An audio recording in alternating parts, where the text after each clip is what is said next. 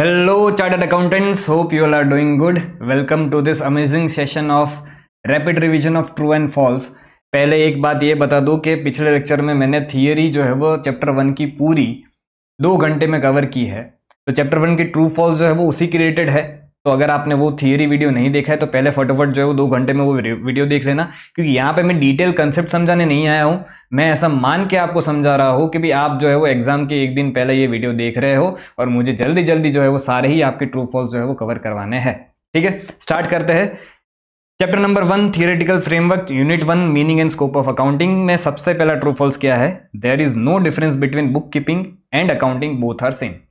गलत बात है। बुक कीपिंग मतलब रिकॉर्डिंग ऑफ ट्रांजेक्शंस और अकाउंटिंग मतलब क्या? अकाउंटिंग मतलब समराइजिंग और उसके बाद एनालाइजिंग, इंटरप्रेटिंग, ये सब काम अकाउंटिंग का है। तो ये गलत चीज है, फॉल्स। अच्छा, एक और बात इस तरह से बता दूं कि ये जो मैं समझा रहा हूँ, हिंदी में समझा रहा हूँ, वही चीजें यहाँ पे मैंने हाईलाइट भी करके दी है। और ऐसा होगा तो मैं इस पीडीएफ को जो है वो अलग से टेलीग्राम चैनल पे भी अपलोड कर दूंगा, वहां पे भी जाके आप जो है वो देख सकते हो। ठीक है, उसके बाद management accounting covers preparation and interpretation of financial statements and communication to the users of account. ये जो बात उन्होंने बोली है ये फाइनेंशियल अकाउंटिंग का काम है। फाइनेंशियल अकाउंटिंग जो है वो समराइजिंग करता है, preparation and presentation of financial statements करता है और कम्युनिकेट करता है किसको? यूजर्स को। तो मैनेजमेंट अकाउंटिंग का काम नहीं है, ये फाइनेंशियल अकाउंटिंग का काम है, तो ये फॉल्स हो जाएगा। Financial accounting is concerned with internal reporting to the managers of a business unit. ये गलत बात है। ये मैनेजमेंट अकाउंटिंग का काम है कि भाई इंटरनल इंटरनल रिपोर्टिंग जो है मैनेजर्स को आप जो करते हो, डेटा वेटा सब रेडी करके जो प्रेजेंट करते हो मैनेजमेंट को, वो मैनेजमेंट अकाउंटिंग का काम है, फाइनेंशियल अकाउंटिंग का काम नहीं है। तो ये भी फॉल्स है। Customer of the business should not be considered as the users of accounting accounts prepared by business. They are not interested to know performance of the business. भाई कस्टमर भी इंटरेस्टेड है, वो एक एक्सटर्नल यूजर है financial statements का, क्योंकि customer का supply अगर बंद हो जाएगा, हम उसको गुड्स बेच रहे हैं तो उसका सप्लाई अगर बंद हो जाएगा तो उसका भी बिजनेस अफेक्ट करेगा। तो ये भी गलत चीज है। कस्टमर जो है वो यूजर्स ऑफ फाइनेंशियल स्टेटमेंट्स है। उसके बाद summarising is the basic function of accounting. All business transaction of the financial character evidenced by some documents such as sales bills, passbook, salary slip, etc. are recorded in the books of account। पहली ही बात गलत बोल दी भी। Summarising is the basic function नहीं है, book keeping is the basic function है। Basic function मतलब क्या? आप जो सारे ट्रांजेक्शन्स रिकॉर्ड कर रहे हो, तो बुक कीपिंग जो है वो बेसिक फंक्शन है, उसके बाद जो है समराइजिंग का पार्ट आता है। तो ये भी जो है वो फॉल्स है। Recording is the basic function of accounting. Recording मतलब बुक कीपिंग। ठीक है, उसके बाद balance sheet shows the position of the business on the day of its preparation and not on the future date. एकदम सही बात बोल रहे हैं कि बैलेंस शीट जो बनती है वो एज ऑन डेट बनती है, जिस दिन बनी है उस दिन की पोजीशन बताती है। तो ये ट्रू है। Objectives of book keeping are complete recording of transactions and ascertainment of financial effect on the business. Book keeping का ऑब्जेक्टिव एकदम सही है। उसका ऑब्जेक्टिव क्या है? रिकॉर्डिंग ऑफ ट्रांजेक्शंस, वो ट्रांजेक्शंस रिकॉर्ड ही करते हो, और ascertainment of effect on business. ठीक है सर, तो ये हो जाएगा ट्रू। आ जाता है यूनिट नंबर 2 पे। सबसे पहले the concept help in keeping business affairs free from influence of personal affairs of the owner is known as matching concept. गलत बात है। ये जो बोल रहे हैं कि भाई पर्सनल अफेयर्स को अलग रखो, बिजनेस अफेयर्स को अलग रखो, ये एंटिटी कंसेप्ट बोलता है। ये जो मैचिंग कंसेप्ट है उसका तो क्या काम था? मैचिंग कंसेप्ट ऐसा बोलता है जो पीरियड का आपका सेल्स है उसी पीरियड के जो आपके एक्सपेंस है वो जो है वो एक ही पीरियड में आने चाहिए। तो ये हो जाएगा false. Entity concept means that the enterprise is liable to the owner for capital investment made by the owner. सीधी बात है, इसलिए तो अपने जो है वो कैपिटल को लायबिलिटी साइड बताते हैं कि भी बिजनेस को जो है वो कैपिटल का पैसा ओनर को वापस लौटाना है। तो ये हो जाएगा ट्रू। उसके बाद accrual means recognition as money is received और paid and not of revenue and cost as they are earned और इनकर्ड। गलत बात है। ये ऐसा बोल रहे हैं कि भी एक्रूअल जो है वो रिसिप्ट एंड पेमेंट के बेसिस पे अकाउंटिंग करना ऐसा होता है, नहीं। ये तो कैश सिस्टम हो गया कि रिसिप्ट एंड पेमेंट के बेस पे अकाउंटिंग करते हो तो वो कैश सिस्टम हो गया। एक्रूअल मतलब क्या? मर्केंटाइल बेसिस पे अकाउंटिंग करना, as and when they occur. जो इवेंट जो साल में हो रहा है उसी साल में आपको उसको रिकॉर्ड करना पड़ेगा। तो ये स्टेटमेंट जो है वो फॉल्स है और इसका एक्सप्लेनेशन यहाँ पे है। ठीक है, फिर उसके बाद fourth, the conservatism concept states that no change should be counted unless it has materialised. ये गलत बात है, कंजर्वेटिज्म सिस्टम ये नहीं बोलता। ये तो जो बोलता है वो कौन बोलता है, रियलाइजेशन कंसेप्ट बोलता है कि जब तक आप वो चीज़ रियलाइज नहीं कर देते, मटेरियलाइज नहीं करते, तब तक आपको उसको बुक्स ऑफ अकाउंट में रिकॉर्ड नहीं करना है। तो ये हो गया false. The concept of consistency implies non flexibility as not to allow the introduction of improved method of accounting.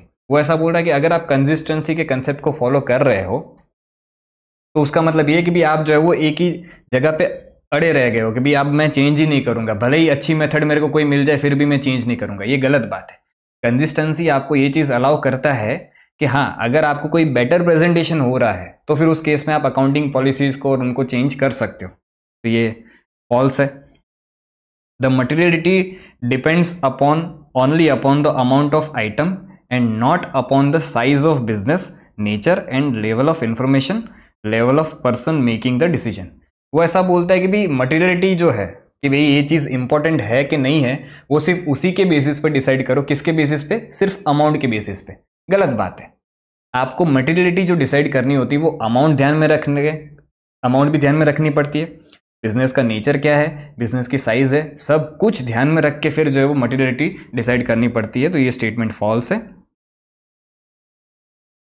उसके बाद 7th, accrual basis of accounting is the method of recording transactions by which revenue and cost and assets and liabilities are reflected in the accounts in the period in which actual receipt and actual payments are made। वो बोल रहा है accrual basis मतलब क्या, actual receipt and actual payment के base पे जो है वो अकाउंटिंग करो। गलत बात है ना। अभी ऊपर तो पढ़ के है, एक्रूअल मतलब क्या, मर्केंटाइल बेसिस पे, एज एंड व्हेन दे ओकर, मतलब जब जो इवेंट जो साल में हो रहा है उसी साल में आपको रिकॉर्ड करना है, ना कि उसके कैश रिसिप्ट या कैश पेमेंट के बेसिस पे आप रिकॉर्ड करो। ठीक है, तो ये स्टेटमेंट भी फॉल्स है। अब चलते हैं यूनिट नंबर 3 पे, capital and revenue expenditures and receipt. तो capital and revenue expenditures and receipt, सबसे पहला, the nature of business is not an important criteria in separating an expenditure between capital and revenue. गलत बात है।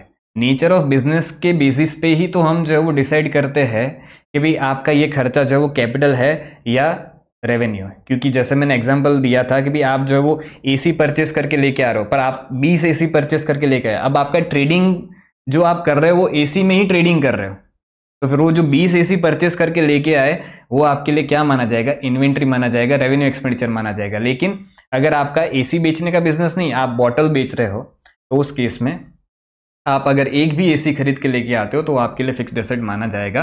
तो nature of business बहुत ही important criteria है ये डिसाइड करने के लिए। तो ये स्टेटमेंट फॉल्स है। उसके बाद आ जाते हैं, expenditure incurred for major repair of asset so as to increase its productivity, productive capacity is revenue in nature. भाई आपने कोई ऐसा खर्चा किया जिससे असेट की प्रोडक्टिविटी जो है वो इंक्रीज हो रही है, कैपेसिटी जो है वो इंक्रीज हो रही है, तो ऐसे खर्चे को ये लोग बोल रहे हैं कि भी रेवेन्यू इन नेचर है। गलत बात है। ये जो खर्चा है वो कैपिटल इन नेचर है, जो असेट की प्रोडक्टिविटी कैपेसिटी जो है वो बढ़ा रहा है। तो ये statement false, capital in nature है। ठीक है, फिर थर्ड क्या है, amount spent as lawyers fees to defend the suit claiming that firm's factory site belong to the plaintiff land is capital expenditure. आपकी ही जमीन है, उसके ऊपर केस चल रहा है। अब ये केस लड़ने के लिए आपने जो है वो एक लॉयर को हायर किया है। अगर लॉयर को आपने हायर किया है तो वो तो आप जो है वो उससे ना ही असेट की कोई लाइफ बढ़ने वाली है, ना ही उसकी कोई कैपेसिटी बढ़ने वाली है, ऐसा कुछ भी नहीं होने वाला है। बस आपकी ज़मीन आपके पास रहे, इसके लिए जो है वो आप ये केस लड़ रहे हो। तो इससे ये कोई कैपिटल एक्सपेंडिचर नहीं है। तो ये स्टेटमेंट भी जो है वो गलत है, क्योंकि ये लोग ऐसा बोल रहे हैं कि भाई लॉयर को हायर करके आप कैपिटल एक्सपेंडिचर कर रहे हो। नहीं, गलत बात है। ये रेवेन्यू एक्सपेंडिचर है, तो ये फॉल्स हो जाएगा। Amount spent for replacement of worn out part of machine is capital expenditure. भाई थोड़े बहुत पार्ट्स आपके खराब हो गए तो वो आपने रिप्लेस कर दी मशीन के, और ये लोग इनको क्या बोल रहे हैं, कैपिटल एक्सपेंडिचर बोल रहे हैं। गलत बात है। ये रेवेन्यू एक्सपेंडिचर है। छोटे मोटे आप वॉर्न आउट पार्ट्स, जो खराब हो गए पार्ट्स, उसको अगर आप रिप्लेस कर रहे हो तो वो आपका रेवेन्यू एक्सपेंडिचर माना जाएगा। तो ये स्टेटमेंट भी जो है वो क्या है, फॉल्स है। Legal fees to acquire property is capital expenditure. ये सही बात है। कोई प्रॉपर्टी एक्वायर कर रहे हो तो वो प्रॉपर्टी की ओनरशिप आपके पास तभी आएगा अगर आप जो है वो लीगल फीस पे कर रहे हो। अगर वो पे ही नहीं करोगे तो आपकी ओनरशिप ही नहीं आएगी। तो असेट को रेडी टू यूज़ बनाने तक का आप जो है वो कब यूज़ कर पाओगे, जब आपके पास ओनरशिप आएगी तब। तो असेट को रेडी टू यूज़ बनाने तक के जितने भी खर्चे वो आपको असेट की कॉस्ट में ऐड करने होते हैं और वो कैपिटल एक्सपेंडिचर माने जाते हैं। तो ये एकदम ही ट्रू है। फिर उसके बाद amount spent for construction of temporary huts which were necessary for construction of the cinema house and were demolished when the cinema house was ready is capital expenditure. बरोबर है, सही बात है, ये कैपिटल एक्सपेंडिचर ही है, क्योंकि आपको सिनेमा हॉल बनाना है तो बाजू में जो है वो वर्कर लोगों ने कुछ हट्स बनाए हैं ताकि वो वहाँ पे रह सके, छोटा मोटा कंस्ट्रक्शन किया है ताकि वो वहाँ पे रह सके और काम कर सके। अब ये खर्चा जरूरी खर्चा है, अगर वर्कर्स रहेंगे ही नहीं तो फिर काम कैसे करेंगे, तो इसलिए जो है वो इसको आप कैपिटल एक्सपेंडिचर ही मानोगे और ये स्टेटमेंट जो है वो बिल्कुल ही ट्रू है। ठीक है, तो आपका यूनिट नंबर 3 भी जो है वो कंप्लीट होता है। आ जाता है यूनिट नंबर 4 पे। Unit number 4 contingent asset and contingent liabilities.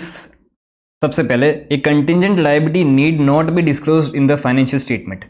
गलत बात है, कल हमने ये समझा था फाइनेंशियल स्टेटमेंट्स जो है वो उसमें नोट्स टू अकाउंट भी आते हैं और कंटिंजेंट लायबिलिटी आपको जो है वो अगर उसके रिमोट चांसेस है तो फिर रिकॉर्ड नहीं करोगे तो चलेगा, बाकी अगर रिमोट चांसेस नहीं है तो फिर कंटिंजेंट लायबिलिटी आपको जो है वो नोट्स टू अकाउंट में डिस्क्लोज करनी पड़ती है। तो ये स्टेटमेंट फॉल्स हो जाएगा। फिर a provision fails to meet the recognition criteria. Provision recognition criteria meet करता है, उसको आप बैलेंस शीट में जो है वो बताते हो, तो ये स्टेटमेंट भी फॉल्स है। उसके बाद a claim that an enterprise is pursuing through legal process where the outcome is uncertain is contingent liability. भाई आप जो है वो ऐसा क्लेम मांग रहे हो किसी से, तो अगर आप कोर्ट केस जीत गए तो उस केस में आपको पैसे मिलेंगे, तो ये कंटिंजेंट लायबिलिटी कैसे हुई? तो ये जो है वो कंटिंजेंट लायबिलिटी नहीं, ये हो जाता है क्या, कंटिंजेंट असेट। तो ये स्टेटमेंट भी जो है वो क्या है, गलत है, तो ये हो जाएगा false. When it is probable that the firm will need to pay off the obligation, this give rise to contingent liability।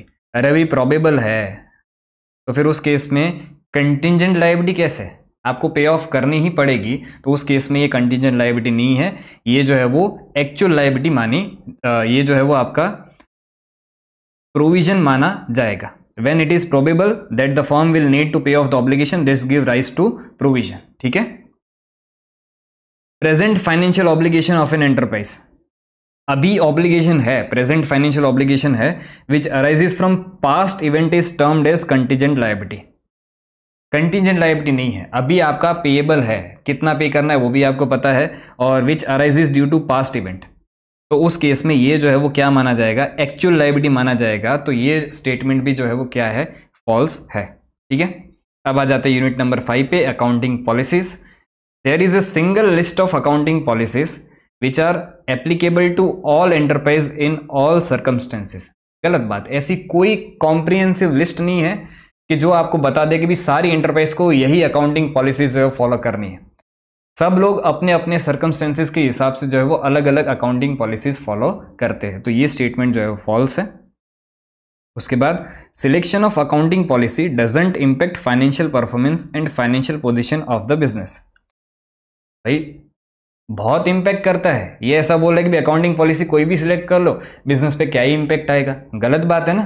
Accounting policy select करोगे तो उसका बड़ा इंपैक्ट है बिजनेस पे, तो ये स्टेटमेंट फॉल्स है। ठीक है, उसके बाद a change in accounting policy should be made as and when business like to show result as per their choice. Change in accounting policies आप तभी ही कर सकते हो, 3 केसेस में कर सकते हो। कब कर सकते हो, अगर तो स्टैट्यूट ने बोला, अगर तो जो है वो अकाउंटिंग स्टैंडर्ड ने बोला, या मैनेजमेंट को लग रहा है कि भी बेटर प्रेजेंटेशन कर लेंगे, ये चेंज करने से बेटर प्रेजेंटेशन होगा। उन तीनों ही केस में जो है वो आप अकाउंटिंग पॉलिसीज को चेंज कर सकते हो, तो ये स्टेटमेंट जो है वो गलत है। कब कर सकते हो, स्टैट्यूट बोलता है, अकाउंटिंग स्टैंडर्ड बोलता है, या मैनेजमेंट को मोर अप्रोप्रिएट प्रेजेंटेशन लगता है चेंज करने से। ठीक है, उसके बाद चूजिंग फीफो और weighted average method for inventory valuation is selection of accounting policy. सही बात है भाई, आप फीफो मेथड फॉलो करो या वेटेड एवरेज फॉलो करो, ये जो आप सिलेक्शन कर रहे हो वो सिलेक्शन ऑफ अकाउंटिंग पॉलिसी ही है। बट एक चीज़ इसमें एडिशनल में आपको बता दूं, ये वैसे ये स्टेटमेंट जो है वो ट्रू है, ये स्टेटमेंट ट्रू है, बट एक और चीज़ मैं आपको बता दूं कि चूजिंग मेथड ऑफ डेप्रिसिएशन जो है ना, वो अकाउंटिंग पॉलिसी नहीं है। मेथड ऑफ डेप्रिसिएशन मतलब क्या, ये आप एक अकाउंटिंग एस्टिमेट लगा रहे हो। Choosing method of depreciation accounting policy नहीं है। तो अगर इस तरह से कभी पूछ ले तो ये चीज ध्यान रखना, ठीक है सर। ओके, उसके बाद selection of an inappropriate accounting policy decision will overstate the performance and financial position of business entity every time. वो ऐसा बोल रहा है कि भी अगर आपने अकाउंटिंग पॉलिसी गलत सिलेक्ट कर ली तो गलत सिलेक्ट करने से हमेशा एंटिटी का परफॉर्मेंस ज्यादा ही दिखेगा, हमेशा ज्यादा दिखेगा। गलत बात है ना, ज्यादा भी दिख सकता है, कम भी दिख सकता है। तो ये स्टेटमेंट जो है वो फॉल्स है। तो ये आपका जो है वो यूनिट नंबर 5 भी कंप्लीट हो जाता है। आ जाइए यूनिट नंबर 6 पे। Unit number 6, accounting as measurement discipline valuation principle accounting estimate. सबसे पहला क्या है, there are 4 generally accepted measurement basis, historical cost, current cost, realisable value and future value. ये 3 तो सही है, बट ये जो है फ्यूचर वैल्यू नहीं है, ये क्या है, प्रेजेंट वैल्यू। तो ये स्टेटमेंट जो है वो गलत है। तो ये हो गया present value. Historical cost means price paid at the time of acquisition. सही बात है, historical cost means price paid at the time of acquisition, true. फिर as per future value, assets are carried at amount of cash or cash equivalent that could currently be obtained by selling the assets in an orderly disposal। ये future value का concept नहीं है, ये तो जो concept है वो किसका कंसेप्ट है, रियलाइजेबल वैल्यू का कंसेप्ट है। रियलाइजेबल वैल्यू आपको बोलता है कि भी अगर आज मार्केट में ये असेट को बेचने जाओगे कितने में आपका बिक जाएगा। तो ये जो कंसेप्ट बोल रहे हैं वो रियलाइजेबल वैल्यू का कंसेप्ट है। ये स्टेटमेंट भी फॉल्स है, ये है realisable value. At present value, liabilities are carried at the value of future net cash outflow that are expected to be required to settle the liabilities in the normal course of business। तो liabilities are carried at value of future net cash flows, नहीं future की value नहीं भाई, नाम ही क्या है, present value। तो future की वैल्यूज आपको नहीं बतानी है, present वैल्यू बतानी है। तो ये स्टेटमेंट भी गलत है, present discounted वैल्यू आपको बतानी है। फिर उसके बाद ABC purchased machinery amounting ₹10 lakh on 1st April 2001 on 31st March 2022। मतलब 12 साल या 11 साल बाद similar machinery could be purchased for ₹20 lakh। Acquisition price 10 lakh थी और 31 मार्च 2022 को अगर ये परचेस करने जाओ तो ये 20 लाख में आपको जो है वो पड़ सकती है। तो historical cost of machine is 20 lakh. Historical cost मतलब क्या, एक्विजिशन प्राइस। तो एक्विजिशन प्राइस तो 10 लाख ही है, तो ये स्टेटमेंट जो है आपका गलत है। हिस्टोरिकल कॉस्ट 10 लाख हो जाएगी। ABC परचेज सेम ऊपर वाला ही क्वेश्चन है और अभी पूछा जा रहा है कि भाई ये जो 20 लाख है, current cost of the machine is 20 lakh. अब ये स्टेटमेंट सही है कि भाई आज की अगर मशीन की वैल्यू हम देखें तो वो क्या है, 20 लाख रुपए है और उसी को ही हम जो है वो क्या बोलते हैं, करंट कॉस्ट बोलते हैं। ये स्टेटमेंट ट्रू है। Change in accounting estimate has to be given retrospective effect, गलत बात है। अकाउंटिंग एस्टिमेट अगर आपका चेंज होता है तो उसका प्रोस्पेक्टिव इफेक्ट आपको देना है, तो ये स्टेटमेंट आपका गलत है, ठीक है। यूनिट नंबर 7 पे आ जाते हैं। Accounting standards are written policy document issued by expert accounting body और बाय गवर्नमेंट और other regulatory body covering the aspect of recognition, measurement, presentation and disclosure of accounting transaction and event in the financial statements. बिल्कुल ही सही चीज़ है। Accounting standards जो है वो आपको बताता है recognition, measurement, presentation, disclosure financial statements का किस तरह से करना है। तो यही तो वो बोल रहे हैं, तो बरोबर है, ये ट्रू है, ठीक है। Accounting standards can not override the statute, बिल्कुल सही है। कानून के ऊपर अकाउंटिंग स्टैंडर्ड्स नहीं जा सकते, तो ये ट्रू है। और सॉरी, मैंने कैन नॉट पढ़ा, ये कैन लिखा हुआ है, सॉरी, मैंने कैन नॉट पढ़ा। ये कैन ओवरराइड द स्टैट्यूट नहीं, कानून के ऊपर तो नहीं जा सकता, तो अकाउंटिंग स्टैंडर्ड जो है वो कानून के ऊपर नहीं जा सकता, तो ये जो है वो फॉल्स है। Can not override the statute, ठीक है। Difficulties in making choice between different treatment is one of the benefits of accounting standards. भाई डिफिकल्टी है तो फिर बेनिफिट कैसे हुआ? आपके पास मल्टीपल अकाउंटिंग स्टैंडर्ड्स की पॉलिसीज है, उसमें से आपको डिफिकल्टी हो रही है चूज करने में, तो ये बेनिफिट थोड़ी नहीं, ये तो लिमिटेशन है। तो ये स्टेटमेंट जो है फॉल्स हो जाएगा, ये एक लिमिटेशन है। Requirements for additional disclosure is limitation of accounting standards, गलत बात है। भाई लिमिटेशन कैसे हुआ? जो चीज़ आप छुपा रहे हो अकाउंटिंग स्टैंडर्ड्स आपको बोल रहा है कि भाई तू दिखा, ऐसा छुपा नहीं, वो तो अच्छी बात है ना, प्रॉपर फेयर डिस्क्लोजर होगा। तो फिर ये जो है वो लिमिटेशन नहीं है, ये तो बेनिफिट है, तो ये स्टेटमेंट फॉल्स है। ASB stands for accounting standardisation benchmarking, गलत बात है। ASB stands for accounting standard board, तो ये फॉल्स है। There are no limitations to accounting standards, अभी तो ऊपर एक लिमिटेशंस देख के आए, तो ये स्टेटमेंट भी जो है फॉल्स है, और आपको एक दो लिमिटेशंस यहाँ पे लिख देनी है जो ऊपर देख के आए, ठीक है। तो ये चैप्टर नंबर 1 जो है आपका पूरा ही कंप्लीट हो जाता है। आ जाता है क्वेश्चन चैप्टर नंबर 2 पे।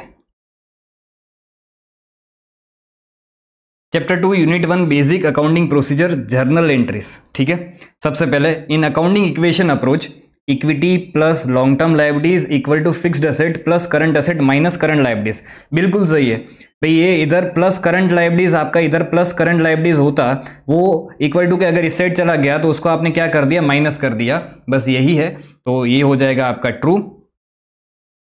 In the traditional approach for an entity A debtor will B receiver after sale of good, ये ध्यान से सुनना, सेल ऑफ गुड्स के टाइम जो है वो डेटर रिसीवर है, but after sale of goods जो है डेटर तो हमें पैसा देगा, तो सेल ऑफ गुड्स के बाद जो है वो डेटर गिवर बन जाता है, तो ये स्टेटमेंट जो है फॉल्स हो जाएगा, debtor will be giver. A rule of nominal account states that all expenses and losses are recorded on credit side, गलत बात है, एक्सपेंस एंड लॉसेस को आप डेबिट करते हो, तो ये false. Journal proper is also called a subsidiary book, सही बात है, जो कहीं पे रिकॉर्ड नहीं होता है वो जर्नल प्रॉपर में रिकॉर्ड होता है, true. Capital account as a debit balance, गलत बात है, उसका क्रेडिट बैलेंस होता है, false. Purchase account is a nominal account, एकदम ट्रू, तो एक्सपेंस है इसलिए नॉमिनल अकाउंट है। All the personal and real accounts are recorded in P&L account, भाई P&L अकाउंट में आप नॉमिनल अकाउंट्स यूज कर रिकॉर्ड करते हो, पर्सनल एंड रियल नहीं, ये तो बैलेंस शीट में जाते हैं, तो ये फॉल्स है, ये बैलेंस शीट में रिकॉर्ड करते हो। Asset side of balance sheet contains all the personal and nominal accounts, asset side बरोबर है, तो बैलेंस शीट की असेट साइड नहीं नहीं नहीं नहीं नहीं, नॉमिनल अकाउंट जो है वो आप असेट साइड रिकॉर्ड नहीं करते हो, ये तो आप P&L अकाउंट में रिकॉर्ड करते हो। बैलेंस शीट में आप personal and real account, personal and real account जो है वो आप रिकॉर्ड करते हो, तो ये हो जाएगा क्या, फॉल्स। फिर उसके बाद capital account is A personal account, सही बात है भाई, किसी पर्सन के नाम का ही है वो। Journal is also known as the book of original entry, बिल्कुल सही है, उधर ही सबसे पहले एंट्रीज होती है और फिर जो है बाकी के आगे प्रोसीजर होती है, तो ये हो जाएगा ट्रू, ठीक है। Unit number 1 done. आ जाओ यूनिट नंबर 2 पे। Unit number 2 ledger. सबसे पहले a ledger is known as the principal books of account, बिल्कुल सही बात है, लेजर एक जो मेन पार्ट है वही बेस होता है ट्रायल बैलेंस बनाने का, तो ये प्रिंसिपल बुक्स है, ट्रू हो जाएगा। Cash account as a debit balance, बिल्कुल सही बात है, उसका डेबिट बैलेंस होना चाहिए। Posting is the process of transferring accounts from ledger to general, अरे बेटा जर्नल से लेजर में ट्रांसफर करते हो उसको आप जो है वो पोस्टिंग बोलते हो, लेजर टू जनरल पोस्टिंग थोड़ी ना बोलते हो, तो ये फॉल्स है। At the end of the accounting year all the nominal accounts of the ledger book are balanced, balance मतलब आप कैरी डाउन कर रहे हो, ना ना ना बेटा, नॉमिनल अकाउंट्स जो है वो सारे ही क्लोज हो जाते हैं ट्रेडिंग P&L में ट्रांसफर होके, तो ये स्टेटमेंट भी जो है वो गलत है, false. Ledger records the transaction in chronological order, नहीं, क्रोनोलॉजिकल ऑर्डर में जो है वो जर्नल रिकॉर्ड करता है, लेजर जो है वो एनालिटिकल ऑर्डर में रिकॉर्ड करता है, तो ये स्टेटमेंट फॉल्स है। फिर if the total debit side is greater than total of credit side we get a credit balance, गलत बात है, डेबिट साइड ज्यादा है क्रेडिट साइड से, तो क्रेडिट साइड कैरिड डाउन आएगा, पर अगर क्रेडिट साइड कैरिड डाउन आ रहा है मतलब वो कौन सा बैलेंस है, डेबिट बैलेंस है, तो ये स्टेटमेंट गलत है, ये डेबिट बैलेंस माना जाएगा। Ledger accounts of assets will always be debited when they are increased, asset बढ़ता है तो लेजर को आप जो डेबिट ही करते हो, बिल्कुल सही स्टेटमेंट है, तो यूनिट 2 भी खत्म। आ जाए यूनिट नंबर 3 पे। तीसरा यूनिट आपका आता है ट्रायल बैलेंस का। Preparing trial balance is the third phase of accounting process, बिल्कुल सही बात है, पहले जर्नल एंट्री होती है फिर लेजर पोस्टिंग होता है, थर्ड फेज आपका आता है ट्रायल बैलेंस का, तो true. Trial balance forms a base for preparation of financial statements, ये भी सही बात है, ट्रायल बैलेंस के बिना आप फाइनेंशियल स्टेटमेंट्स बना ही नहीं सकते, तो ये ट्रू है। Agreement of trial balance is conclusive proof of accuracy, गलत बात है, ट्रायल बैलेंस टैली हुआ मतलब एरिथमेटिकल एक्यूरेसी आपकी है, बट फिर भी बुक्स ऑफ अकाउंट में एरर्स हो सकती है, जैसे कोई अकाउंट आपने जो है वो गलत सिलेक्ट कर लिया, ठीक है, तो ये फॉल्स है। Gives only arithmetical accuracy. A trial balance will tally in case of compensating errors. सही बात है, एक एरर ने दूसरी एरर को काट दिया, मतलब वो कंपनसेटिंग एरर है, तो उस केस में ट्रायल बैलेंस तो टैली हो जाएगा, ट्रू। फिर ए trial balance can find the missing entry from journal. भाई ट्रायल बैलेंस से कौन सी एंट्री मिस हो रही है वो कैसे पता लगाओगे, गलत बात है, तो ये जो है वो फॉल्स स्टेटमेंट है। Suspense account open in trial balance is a permanent account, गलत बात है। सस्पेंस अकाउंट टेम्पररी अकाउंट है जिसको आगे जाके आप सॉल्व करके क्लोज कर देते हो, तो ये जो है वो फॉल्स स्टेटमेंट है। Balance of purchase return account has a credit balance. Purchase return का क्रेडिट बैलेंस ही होता है, ट्रू स्टेटमेंट है। तो यूनिट नंबर 3 भी कंप्लीट। आ जाइए यूनिट नंबर 4 पे। यूनिट नंबर 4 जो है वो आपका सब्सिडरी बुक्स का है। Transactions recorded in purchase book include only purchase of goods on credit transaction. बिल्कुल सही बात है। सब्सिडरी बुक मतलब जो परचेज बुक आपकी है उसमें आप सिर्फ क्रेडिट परचेज ट्रांजेक्शन ही रिकॉर्ड करते हो, ट्रू हो जाएगा। Transactions regarding purchase of fixed asset are recorded in purchase book, ये गलत बात है। ऊपर ही पढ़ा कि भी क्रेडिट परचेज ही रिकॉर्ड करते, फिक्स्ड एसेट के परचेज आप जो है वो परचेज बुक में रिकॉर्ड नहीं करते, तो ये false. Cash sales are recorded in the sales book, ना, सेल्स बुक में भी सिर्फ क्रेडिट सेल्स ही रिकॉर्ड किए जाते हैं, तो ये भी हो जाएगा false. Subsidiary books are also known as the books of original entry, बिल्कुल सही है। ये अल्टरनेट है किस चीज का, जर्नल एंट्री का। कभी बहुत सारे अगर ट्रांजेक्शन है तो आप जो है वो सब्सिडरी बुक्स में क्या करते हो, रिकॉर्डिंग करते हो, तो ये ट्रू है। फिर bill receivable book is a subsidiary book, बिल्कुल सही बात है, ये ट्रू है, इसमें कोई एक्सप्लेनेशन नहीं है। Return inward book is also known as purchase return book, गलत बात है। Return inward, goods return inward आया मतलब सेल्स रिटर्न हुआ, तो रिटर्न इनवर्ड मतलब सेल्स रिटर्न, ये फॉल्स है। Purchase of second hand machinery will be recorded in purchase book. Machinery purchase करना है तो फिर वो अलग से एंट्री कर दो, परचेज बुक में सिर्फ क्रेडिट परचेज रिकॉर्ड किए जाएंगे, false. Total of sales return book may be posted to the debit of sales account, बिल्कुल सही बात है। सेल्स रिटर्न का जितना भी टोटल आपका होता है वो ईयर एंड पे आप जो है वो राइट ऑफ कर देते हो, कहाँ पे, सेल्स अकाउंट में, तो ये स्टेटमेंट हो जाएगा आपका true. If the sales are on frequent basis the transactions are recorded in sales book, इसलिए यही तो पर्पस है सब्सिडरी बुक्स का कि भाई बहुत सारे ट्रांजेक्शन है एक ही साथ जो है वो एक बुक में रिकॉर्ड करो, तो अगर फ्रीक्वेंट सेल्स है तो फिर आप जो है सब्सिडरी बुक्स में मतलब सेल्स बुक में रिकॉर्ड करोगे, तो ये स्टेटमेंट हो जाएगा true.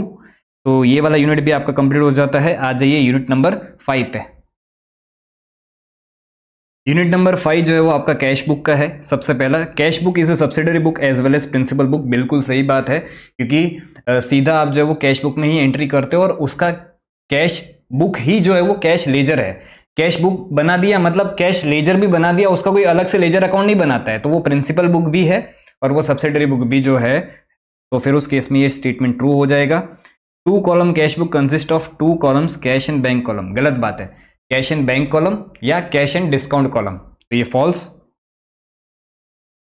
Discount column of the cash book is never balanced, सही बात है। डिस्काउंट को कभी आप बैलेंसिंग फिगर नहीं निकालते, उसका जो भी टोटल होता है, डेबिट साइड का टोटल डिस्काउंट अलाउड में जाता है, क्रेडिट साइड का टोटल डिस्काउंट रिसीव्ड में जाता है, तो ये ट्रू है।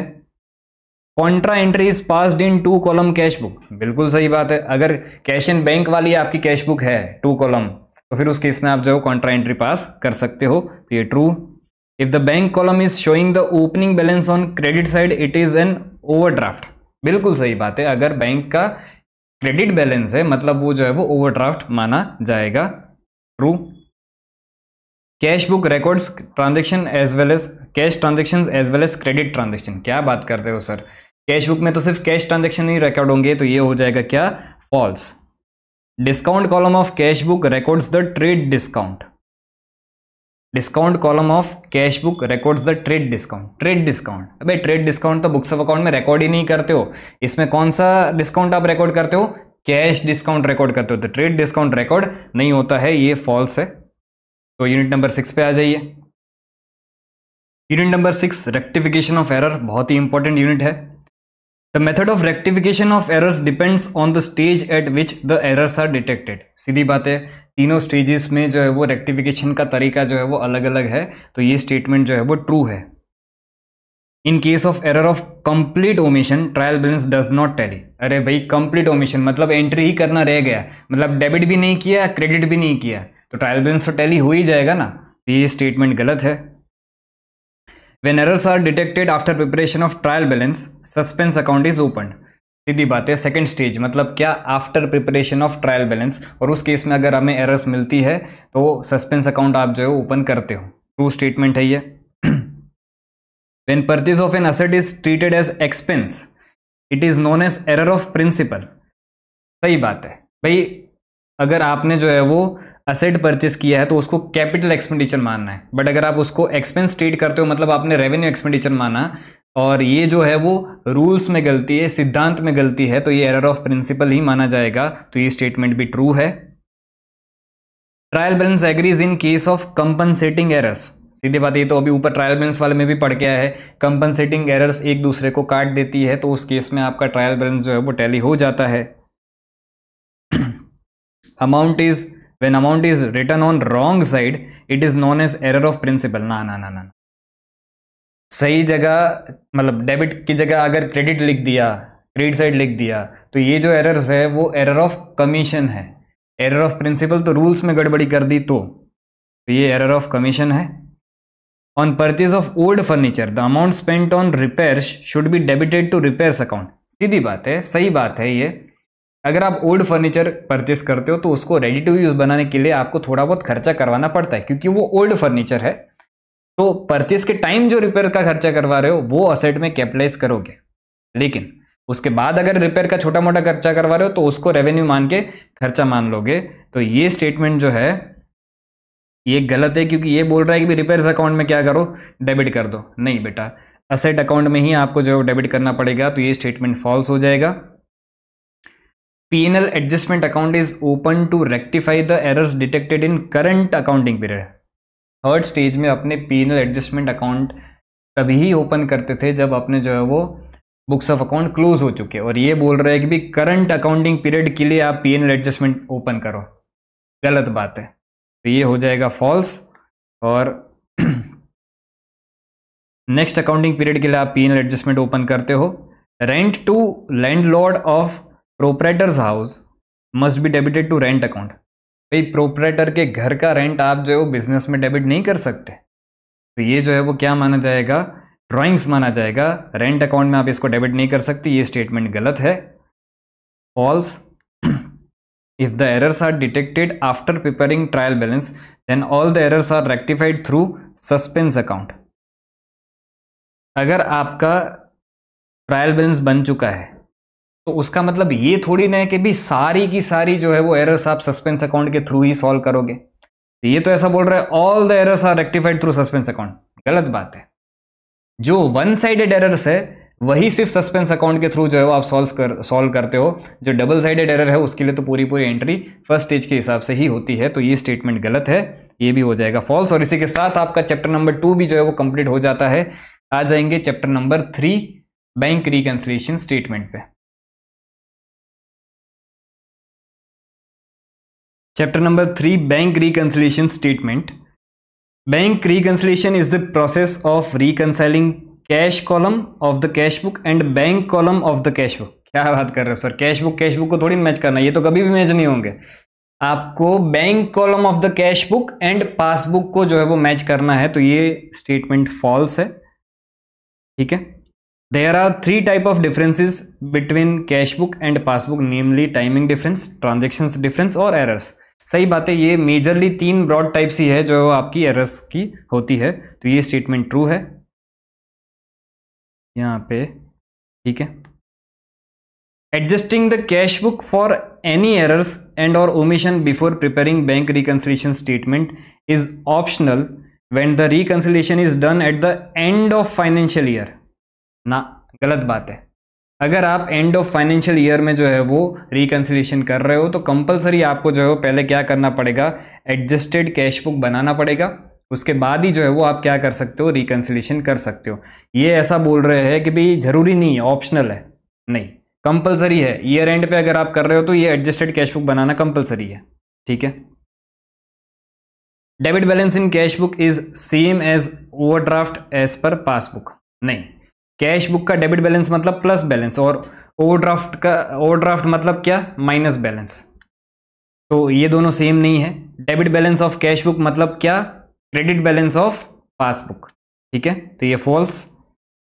उसके बाद bank charges debited bye the bank is an example of timing difference for the purposes of bank reconciliation. नहीं, बैंक चार्जेस कोई टाइमिंग डिफरेंस नहीं है। हमेशा पहले बैंक ही जो है वो बैंक चार्जेस की एंट्री करेगा, उसके बाद उसको देख के ही आप जो है वो अपने कैश बुक में एंट्री कर पाओगे। तो ये टाइमिंग डिफरेंस नहीं है, तो ये फॉल्स है। Overcasting of debit side of cash book is an example of difference that is due to error. सीधी बात है भाई, कैश बुक का डेबिट साइड आपने जो है वो ज्यादा बता दिया, और ये जो है वो एरर ही है, ना ही ये टाइमिंग डिफरेंस है। ये क्या है, एरर है। तो बरोबर है स्टेटमेंट, ट्रू। अच्छा, अब एक चीज,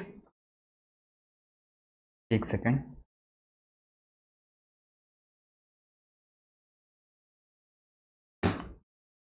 when we start bank reconciliation statement with the debit balance in cash book, अगर आपका स्टार्टिंग पॉइंट जो है वो कैश बुक है, देन अच्छा, जो भी स्टार्टिंग पॉइंट है उसका अपोजिट जो भी है उसको आपको बेस मान के आपके स्टार्टिंग पॉइंट में चेंज करना है। तो अभी स्टार्टिंग पॉइंट क्या है, कैश बुक।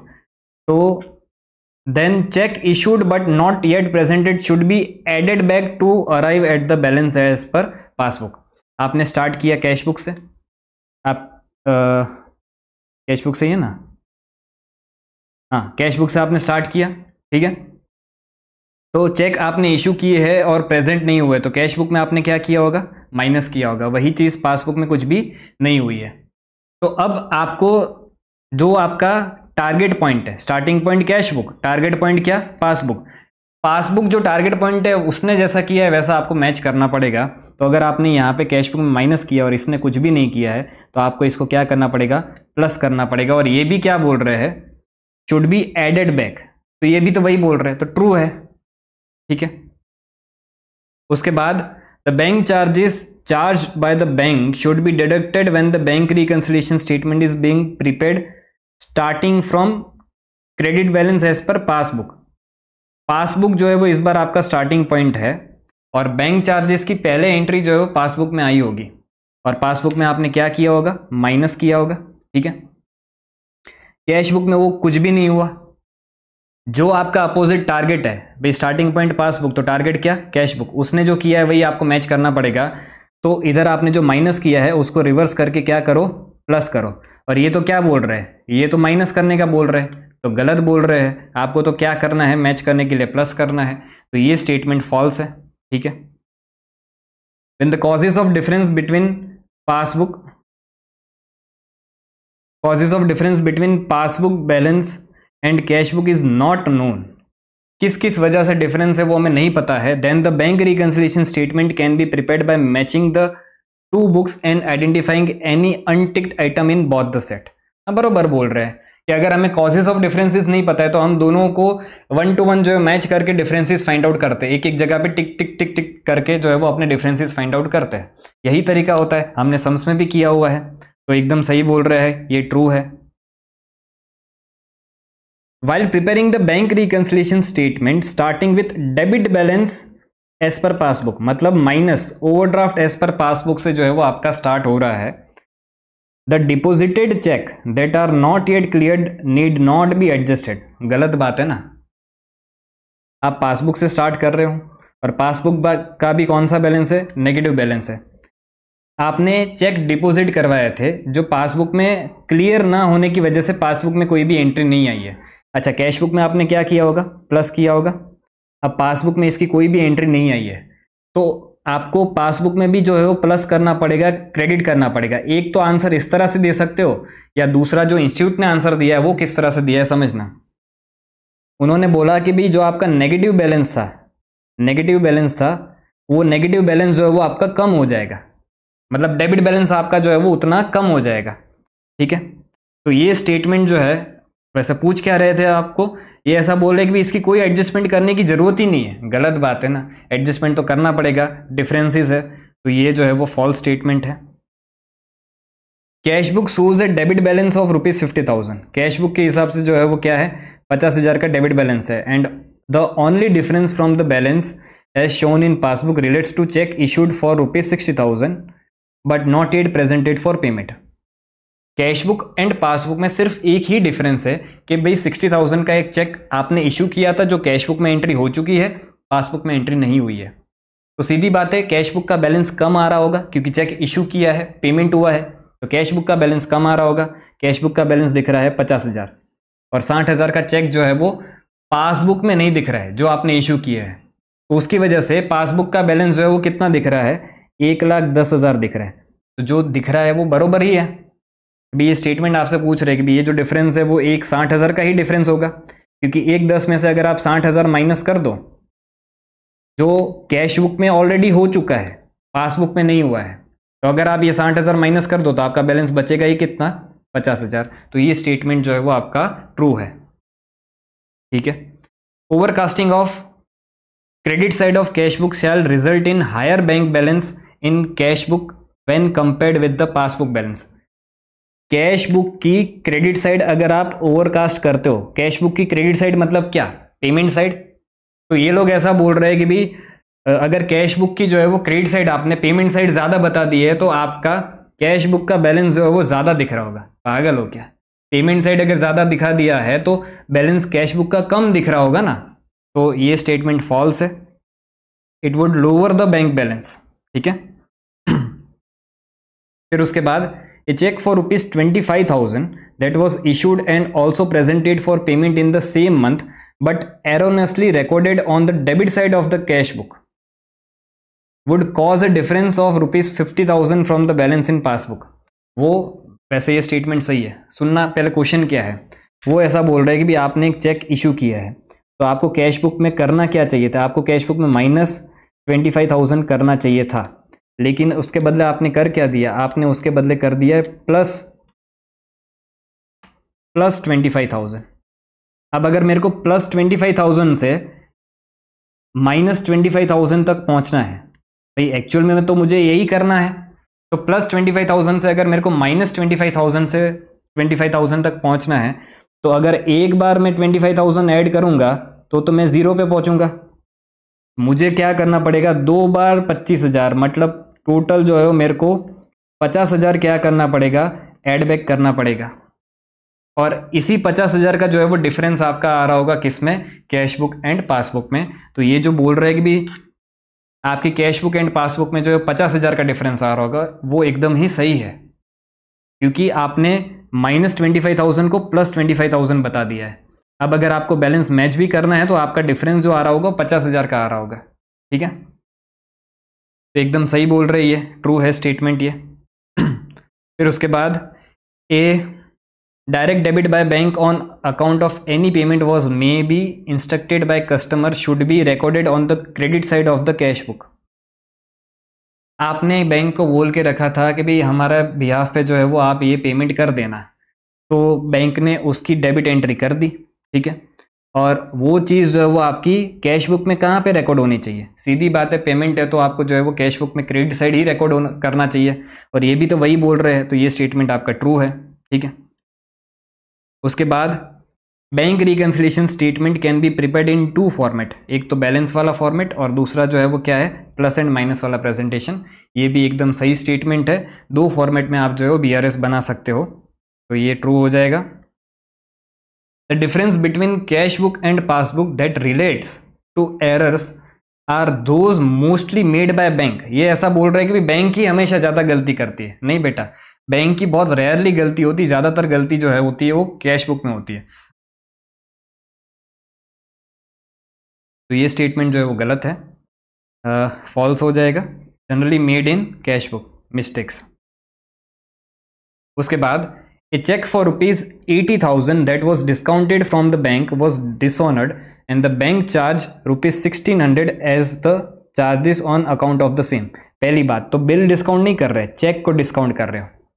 चेक आपका 80,000 का था, वो आप जो है बैंक से डिस्काउंट करवा रहे हो, मतलब पहले ही बैंक क्लियरेंस से पहले ही बैंक से जो है 80,000 रुपये ले रहे हो, और बैंक ने कुछ चार्जेस लगाए 1,600 रुपये।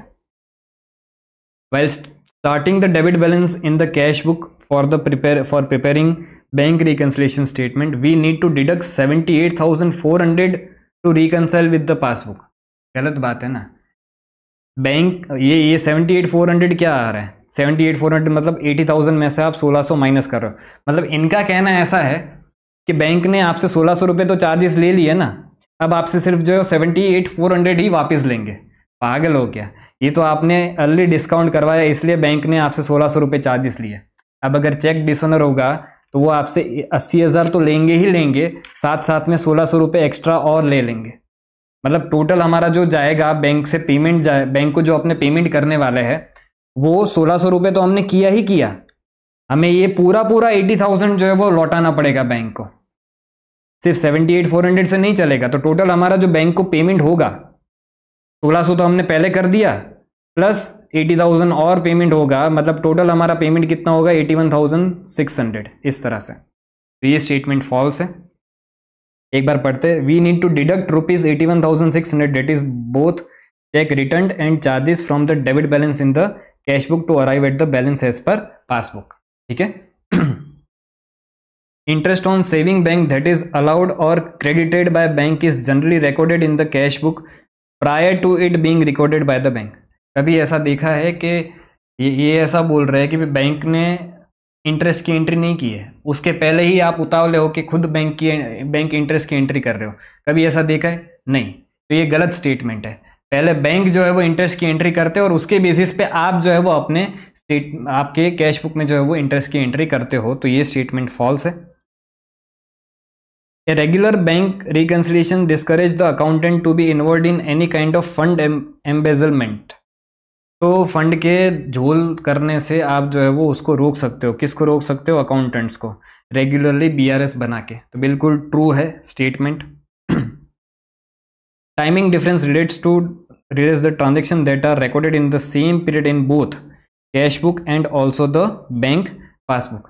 अरे बेटा ये ऐसा बोल रहा है कि भाई टाइमिंग डिफरेंस मतलब क्या? कैश बुक में भी वही टाइम पे एंट्री हुई है, पासबुक में भी वही पीरियड में एंट्री हुई है, तो फिर टाइमिंग डिफरेंस क्या है?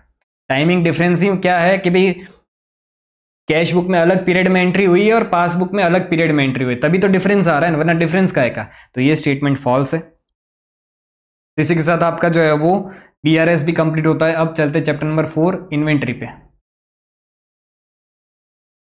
आ जाइए चैप्टर नंबर 4 इन्वेंट्रीज पे। सबसे पहले Inventories are stock of goods and materials that are maintained for mainly the purpose of revenue generation। Inventory आप इसलिए मेंटेन करते हो ताकि उसको बेच के पैसा कमा सको। तो बात सही है, उसकी रेवेन्यू जनरेशन के लिए ही हम रखते हैं। तो ये स्टेटमेंट आपका ट्रू है।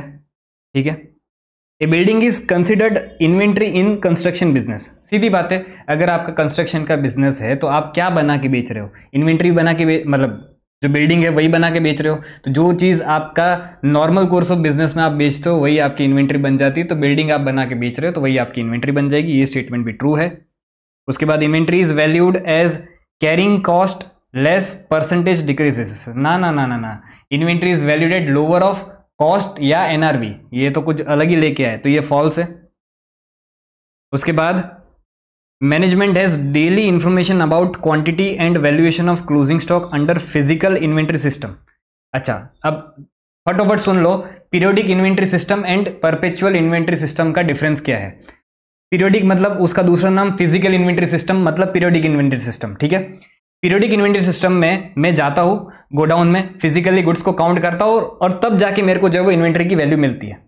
परपेचुअल में ऐसा नहीं होता है। A to Z हर एक एंट्री जो है वो आपकी शीट में मेंटेन होती है। गुड्स एक भी गुड्स जो है वो आया तो शीट में एंट्री हुई, गुड्स गया शीट में एंट्री हुई, हर एक वो एंट्री होने के बाद ही जो है वो गुड्स बाहर जाएगा।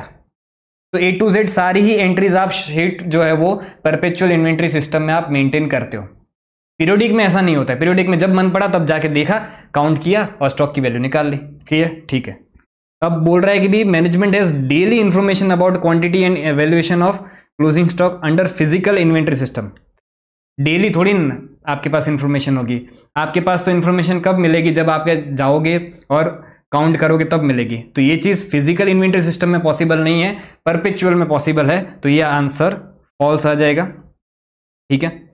Periodic inventory system is more suitable for small enterprise. सीधी बात है कि भाई छोटी छोटी एंटरप्राइज इतना सारा सिस्टम तो नहीं रख सकते ना, तो उनके लिए पीरियोडिक मतलब फिजिकल इन्वेंट्री सिस्टम ही सूटेबल है। तो ये ट्रू है। When closing inventory is over stated, closing stock ज्यादा बताया है। Net income for the accounting period will be understated, गलत बात।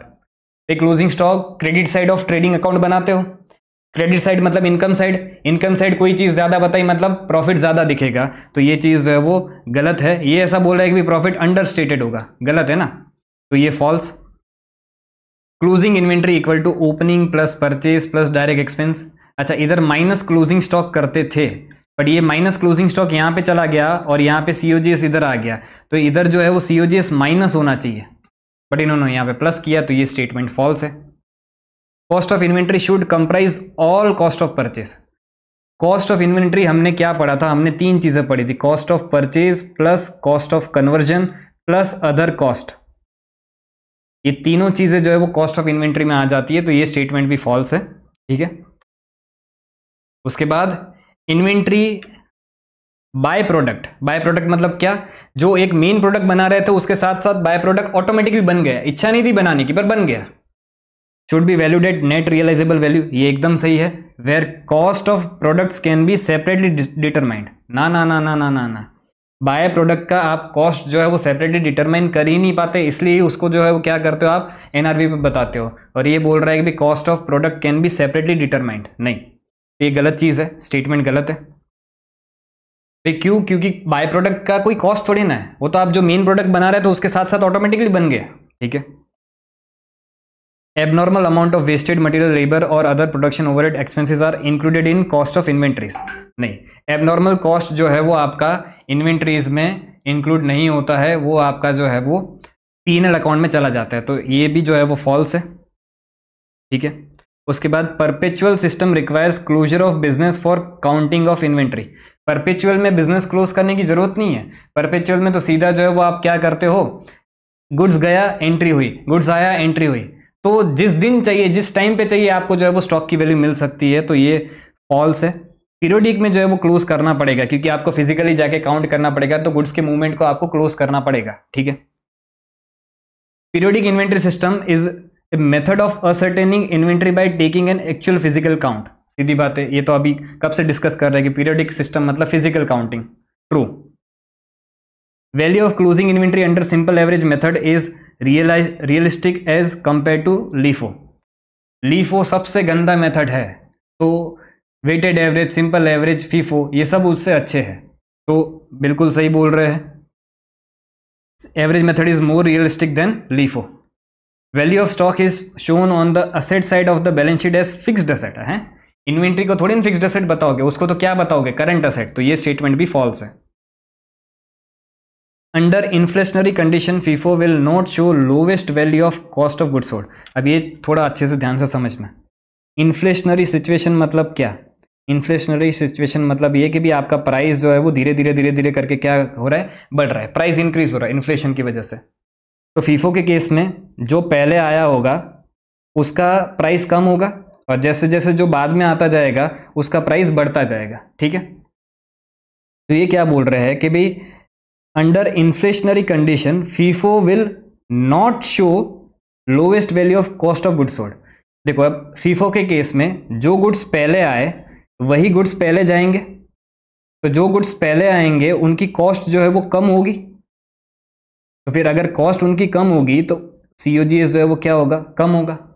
तो फीफो मेथड में तो आपको देखो इन्फ्लेशनरी कंडीशन जिसमें प्राइस इंक्रीज हो रही है, उस केस में फीफो मेथड में तो कॉस्ट ऑफ गुड्स सोल्ड जो है वो कम ही दिखता है, बट ये क्या बोल रहे हैं, FIFO will not show lowest value, नहीं FIFO will show lowest value, weighted average and LIFO जो है वो लोवेस्ट वैल्यू नहीं बताएंगे, तो ये स्टेटमेंट फॉल्स है, ठीक है, ये हो गया फॉल्स। उसके बाद under LIFO valuation of inventory is based on assumption that cost are charged against revenue in the order in which they occur. नहीं, ये चीज लीफो में नहीं होता है, कॉस्ट जो है वो फीफो के केस में ये चीज होती है कि भी जो पहले आया वो रेवेन्यू के सामने पहले चार्ज किया जाएगा, तो ये लीफो में नहीं होता, ये फीफो में होता है, ये स्टेटमेंट गलत है, फॉल्स, ठीक है।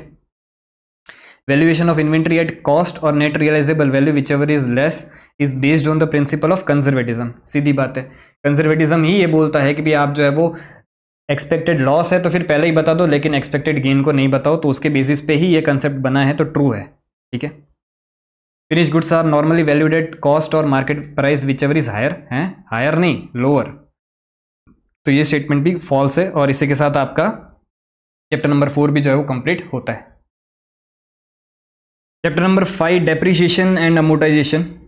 सबसे पहले increase in market value of fixed asset is one of the reason for depreciation being charge. क्या बात कर रहे हो सर, मार्केट वैल्यू तो कम होती है पुरानी एसेट्स की, मार्केट वैल्यू कम होती है इसलिए तो डेप्रिसिएशन चार्ज करते हैं, तो ये फॉल्स स्टेटमेंट है।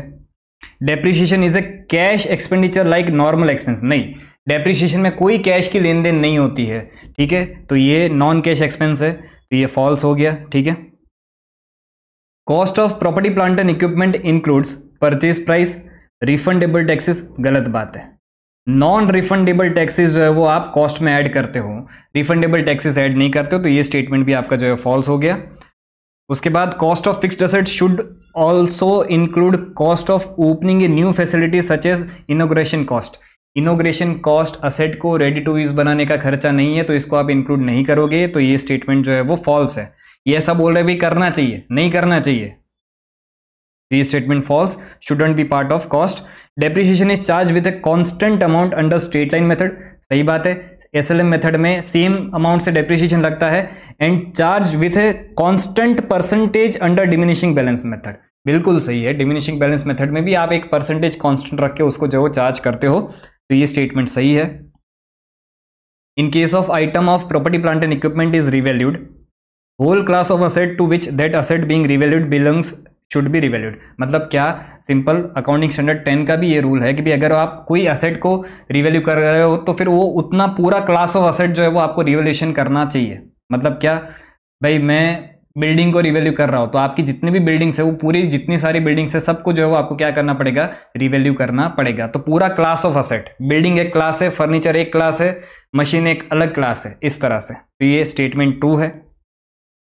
In case the carrying amount of an asset is decreased due to revaluation, such decrease should always be recognized to profit and loss account, गलत बात है।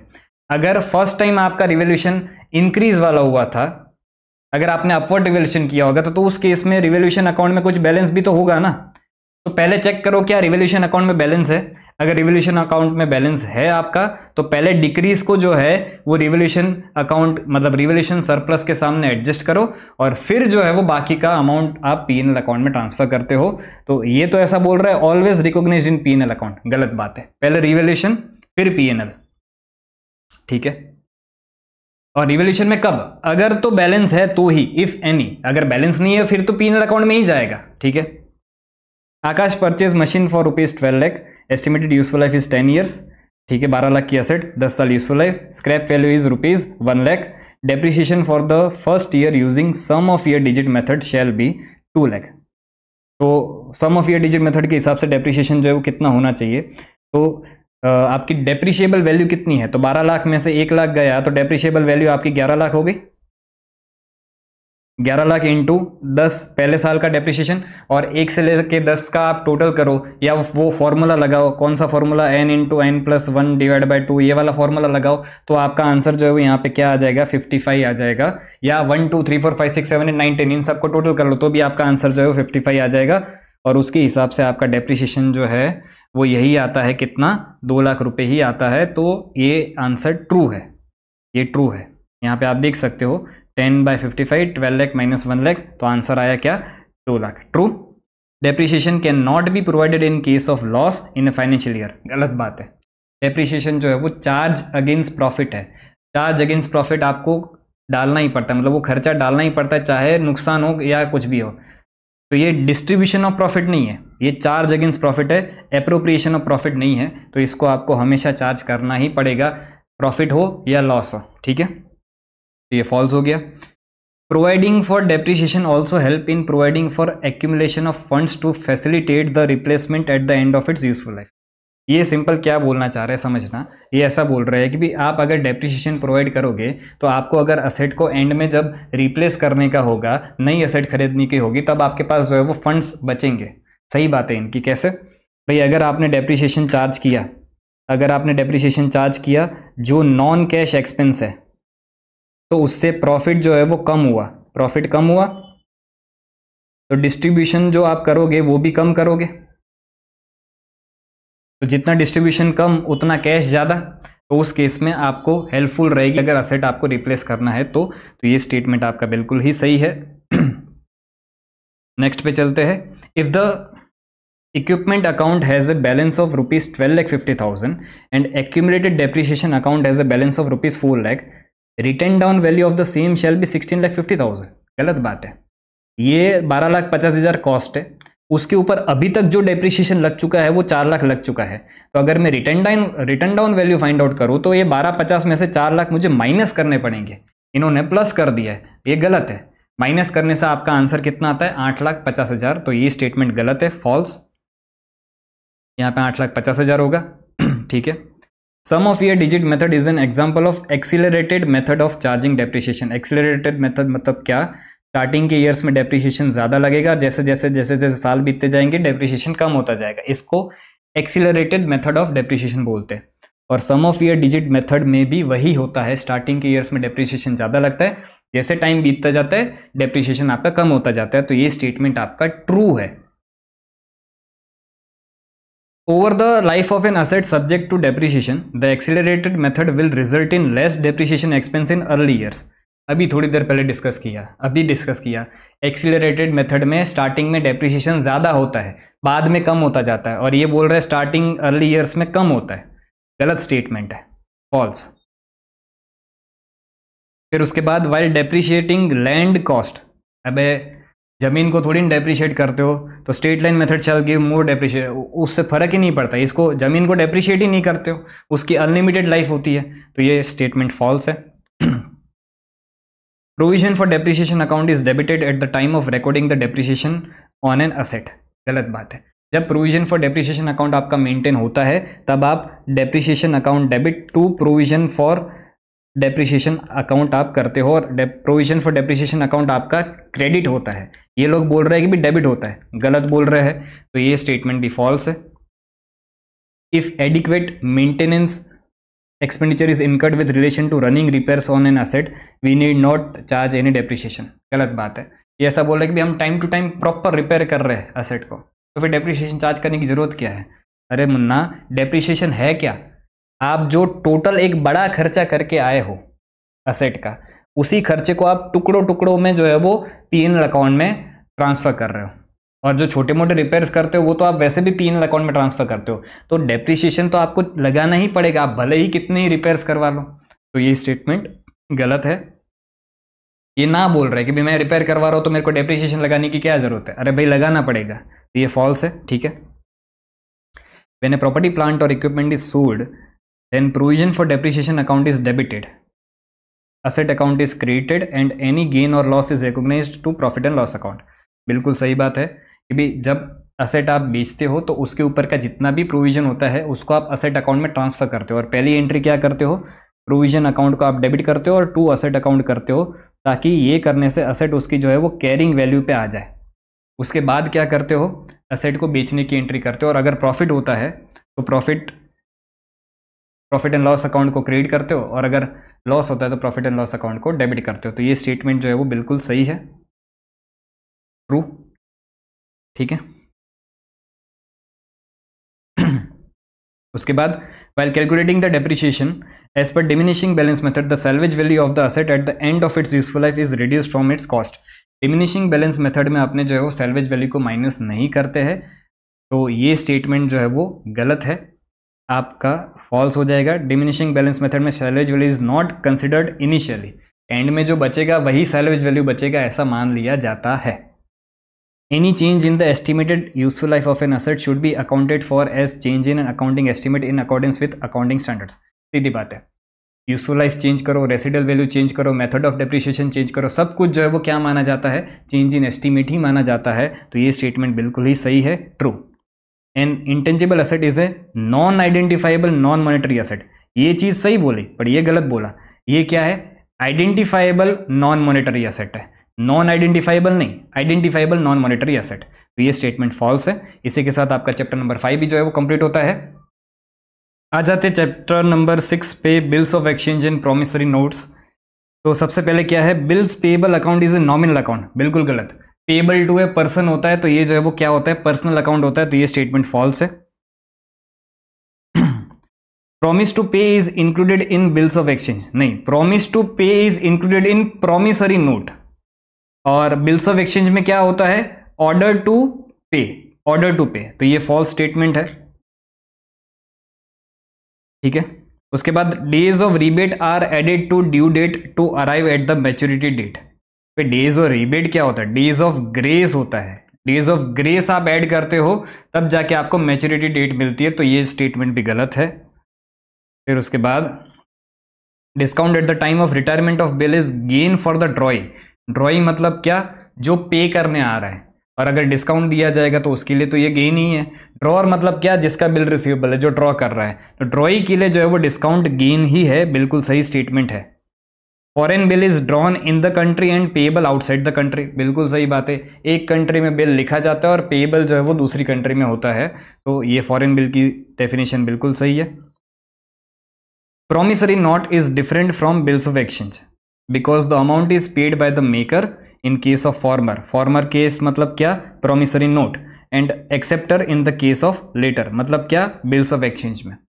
तो प्रॉमिसरी नोट के केस में जो प्रॉमिसरी नोट बनाता है वही अमाउंट पे करता है, और बिल्स ऑफ एक्सचेंज के केस में क्या होता है, जो एक्सेप्ट करता है वही अमाउंट को जो है वो पे करता है, बिल्कुल सही स्टेटमेंट है, इसमें कोई गलती नहीं है।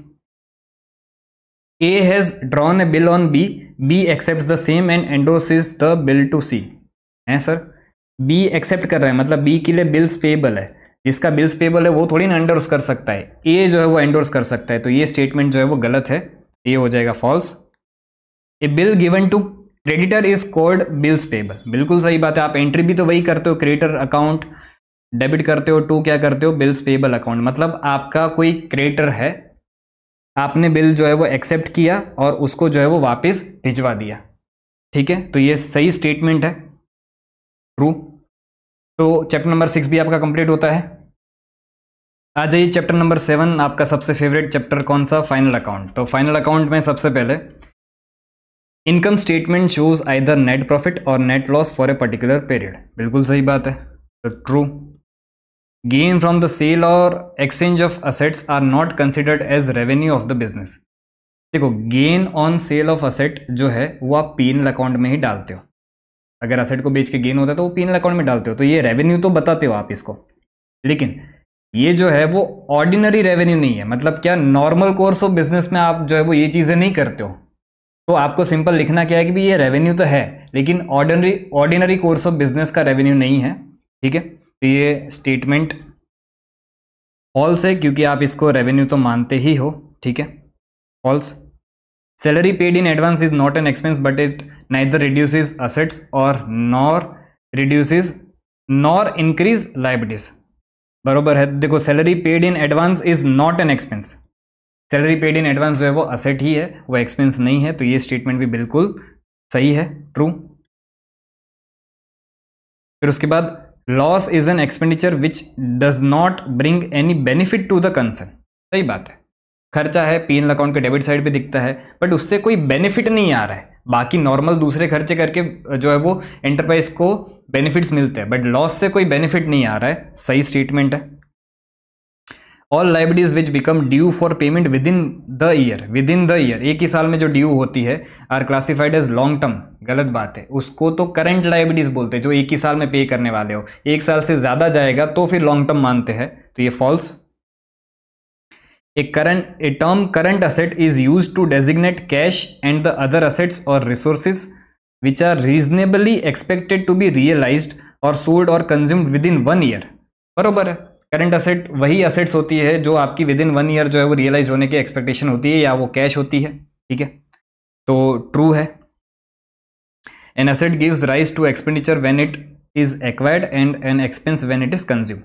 अब देखो एक्सपेंडिचर एक ब्रॉडर टर्म है, एक्सपेंडिचर में आपका कैपिटल एक्सपेंडिचर भी आता है, रेवेन्यू एक्सपेंडिचर भी आता है, और सिर्फ एक्सपेंस जो वर्ड है वो एक वो ऐसा समझ लो कि भी एक्सपेंडिचर से छोटा टर्म है, मतलब क्या, उसमें सिर्फ आप रेवेन्यू आइटम्स को ही कंसिडर करते हो, तो जब आप एक्सपेंडिचर करते हो तो वो असेट जब आप खरीदते हो तब आप कैपिटल एक्सपेंडिचर करते हो, और जैसे ही उसको आप यूज करते हो, कंज्यूम करते हो, तब आप जो है वो डेप्रिसिएशन मतलब रेवेन्यू एक्सपेंस इनकर करते हो, तो ये स्टेटमेंट सही है। उसके बाद if the balance of an account on the debit side of the trial balance where the benefit is already expired then it is treated as expense. सीधी बात है, ट्रायल बैलेंस की डेबिट साइड जो चीज़ें दिखती होती है ना, उसमें जो ऐसे बैलेंसेस होते हैं जिनका बेनिफिट हमने करंट ईयर में ले लिया है, उसी को ही तो खर्चे बोलते हैं और उसी को ही तो इसलिए जो है वो पीएनएल अकाउंट में ट्रांसफर करके क्लोज करते हैं। बिल्कुल सही है, true. Sales law less cost of goods sold equal to gross profit, बिल्कुल सही बात है, क्या बात बोल दी है, sales minus GP equal to gross profit ही होता है, true. If the debit side of the trading account exceeds it credit side, debit side का टोटल ज्यादा है क्रेडिट साइड से, तो क्या बोल रहे हैं ये लोग, क्या बोल रहे हैं, balance is termed as gross profit. अरे भाई, क्रेडिट साइड सेल्स और वो सब ज्यादा होगा तब ग्रॉस प्रॉफिट आएगा, डेबिट साइड अगर ज्यादा है तो ग्रॉस लॉस आता है, तो ये स्टेटमेंट गलत है, false. The provision for bad debt is debited to sundry debtors account ना, प्रोविजन क्रिएट करने की एंट्री क्या होती है, PNL account debit to provision account, ये तो अपने क्लास में चिल्ला चिल्ला के बोला है, तो ये स्टेटमेंट गलत है, डेबिटेड टू पीएनएल अकाउंट होता है। The provision for discount on debtors is often not provided in keeping with the discount on creditors is often not provided in keeping with the principle of conservatism. सही बात है भाई, आप कभी भी जो है वो क्रेडिटर्स का डिस्काउंट का प्रोविजन नहीं करते हो, पहले से ही आप इनकम कभी भी नहीं बताते हो, और कंजर्वेटिज्म सिस्टम भी वही बोलता है कि भी एक्सपेक्टेड इनकम को कभी भी बुक्स ऑफ अकाउंट में बुक मत करो, ठीक है, सही बात है, true. Debts written off as bad if recovered subsequently are credited to debtors account, गलत बात है, अगर बैड डेट रिकवरी होती है तो एंट्री क्या होती है, कैश या bank account debit to bad debt recovery account, debtors account को क्रेडिट नहीं करते हो, तो ये स्टेटमेंट गलत है, false. Adjustment entry in respect of income received in advance is debit income received in advance and credit income account, गलत बात है। एडवांस इनकम की एंट्री क्या करते हो, एडवांस इनकम की एंट्री करते हो income account debit to advance income account, क्योंकि एडवांस इनकम आपकी लायबिलिटी है और लायबिलिटी बढ़ती है तो उसको क्रेडिट करते हैं, तो ये तो एडवांस इनकम को डेबिट करने की बात कर रहे हैं, गलत बोल रहे हैं, false. Premium paid on the life policy of the proprietor is debited to the profit and loss account. Proprietor की लाइफ पॉलिसी का प्रीमियम पे किया तो वो कैपिटल अकाउंट में डेबिट होगा, मतलब क्या ड्राइंग्स माना जाएगा, तो पीएनएल अकाउंट में डेबिट नहीं होगा, तो ये फॉल्स है, ठीक है। Depreciation account appear in the trial balance is taken only to profit and loss account, सीधी बात है, ट्रायल बैलेंस की कोई भी आइटम हो तो उसका कंपलसरी एक ही इफेक्ट होता है, डेप्रिसिएशन भी अगर ट्रायल बैलेंस में दिखता है तो वो सिर्फ और सिर्फ पीएनएल अकाउंट में ही दिखता है, तो ये ट्रू है। Personal purchase included in purchase day books are added to the sales account in the trading account, हैं क्या बोल रहे हैं, पर्सनल परचेज तो आप परचेज में से माइनस करते हो ड्राइंग्स मान के, सेल्स में कहां से ऐड करोगे, तो ये फॉल्स है statement. Medicine given to the office staff by manufacturer of medicine will be debited to salaries account, ये अपने जनरल एंट्रीज में भी पढ़ते थे कि भाई आपने एम्प्लॉयज को गुड्स दे दिया सैलरी के मतलब कैश के बदले, तो वो भी सैलरी तो माना ही जाएगा, तो बात बिल्कुल सही है, इसको आप डेबिट करोगे किसमें, सैलरीज अकाउंट में, तो ये हो जाएगा आपका true. Goods worth ₹600 taken by the proprietor for personal use should be credited to capital account, 600 का गुड्स जो है वो पर्सनल यूज के लिए वो लेके जा रहा है, तो गुड्स अगर पर्सनल यूज के लिए लेके जाते हैं drawings account debit to purchase account करते, तो परचेज अकाउंट को क्रेडिट करते, कैपिटल अकाउंट को थोड़ी क्रेडिट करते हैं, उल्टा वो तो डेबिट होना चाहिए कैपिटल अकाउंट में क्योंकि वो ड्राइंग्स है, तो क्रेडिटेड टू परचेज अकाउंट, ठीक है। इफ क्लोजिंग स्टॉक, मतलब ये फॉल्स हो गया, if closing stock appears in the trial balance closing inventory is then not entered in the trading account, it is only shown in the balance sheet, सीधी बात है, trial balance में अगर आपको क्लोजिंग स्टॉक दिख रहा है तो उसका एक ही इफेक्ट दोगे और वो कहां पे बताते हो, असेट साइड बताते हो, ये लोग भी वही बोल रहे हैं, बिल्कुल ट्रू है। अब आ जाओ यूनिट नंबर 2 पे, by products valued at cost और net realisable value whichever is lower. भाई मैन्युफैक्चरिंग एंटिटी के केस में बाय प्रोडक्ट कब निकलता है, बाय प्रोडक्ट आप जो मेन प्रोडक्ट बना रहे हो उसके साथ साथ बाय प्रोडक्ट निकल के जाता है, उसका कोई कॉस्ट नहीं है अलग से, तो इसलिए हमेशा उसको हम नेट रियलाइजेबल वैल्यू पे ही वैल्यू करते हैं, कॉस्ट तो देखी ही नहीं जाती, तो ये स्टेटमेंट गलत है, false. Manufacturing account is prepare to ascertain the profit और loss on the goods purchased, नहीं भाई, मैन्युफैक्चरिंग अकाउंट से आपको पीएनएल थोड़ी मिलता है, प्रॉफिट थोड़ी मिलता है, मैन्युफैक्चरिंग अकाउंट से तो आपको मिलता है क्या, कॉस्ट ऑफ मैन्युफैक्चरिंग, तो ये स्टेटमेंट भी गलत है, false. If there remain unfinished goods at the beginning and at the end of the accounting period cost of such unfinished goods मतलब पहले तो क्या, WIP, is shown in the manufacturing account, बिल्कुल सही है। WIP जो है वो आप मैन्युफैक्चरिंग अकाउंट में ही बताते हो, तो ये स्टेटमेंट सही है। Raw material consume equal to opening inventory of raw material plus purchase minus closing inventory of raw material, बिल्कुल सही है, मस्त फॉर्मूला है, एकदम सिंपल फॉर्मूला, सही, true. Opening plus purchase minus closing, सही है। Trading account will show the quantities of finish goods, raw material and work in progress, गलत बात है। ट्रेडिंग अकाउंट में आपने सिर्फ opening finish goods and closing finish goods लिखते हैं, ये दोनों तो जो है वो मैन्युफैक्चरिंग अकाउंट में जाता है, ठीक है, तो ये false. Overhead is defined as total cost of direct material, direct wages and direct expense. पहली बात तो ओवरहेड ही मतलब क्या, इनडायरेक्ट एक्सपेंस, तो डायरेक्ट तो बात ही मत करो, तो ये स्टेटमेंट जो है फॉल है। ओवरहेड मतलब क्या, indirect material, indirect wages, indirect expenses, ठीक है sir. Manufacturing account is prepared by an enterprise engaged in trading activities. Manufacturing account trading वाला थोड़ी बनाता है, मैन्युफैक्चरिंग अकाउंट तो मैन्युफैक्चरिंग एंटिटीज बनाते हैं, ट्रेडिंग वाले तो जो है वो सिर्फ ट्रेडिंग अकाउंट से ही स्टार्ट करते हैं, तो ये स्टेटमेंट भी जो है वो फॉल्स है, ठीक है। तो चैप्टर नंबर 7 भी आपका कंप्लीट। आ जाइए चैप्टर नंबर 8 पे, फाइनेंशियल स्टेटमेंट्स ऑफ NPO। सबसे पहले क्या है, receipt and payment account for a NPO follows the accrual concept of account. अरे क्या बात करते हो sir, receipt and payment account ही मतलब क्या, कैश अकाउंट, कैश आया तो रिकॉर्ड करो, कैश गया तो रिकॉर्ड करो। रिसिप्ट एंड पेमेंट अकाउंट में एक्रूअल बेसिस कुछ भी नहीं आता है, तो ये स्टेटमेंट आपका फॉल्स है, ठीक है। उसके बाद both the revenue and capital nature transactions are recorded in income and expenditure account. Income and expenditure account को अपने सिमिलर टू P&L अकाउंट ही मानते हैं, और उसमें जो है वो सिर्फ और सिर्फ रेवेन्यू आइटम्स ही रिकॉर्ड की जाती है, तो ये स्टेटमेंट आपका फॉल्स है।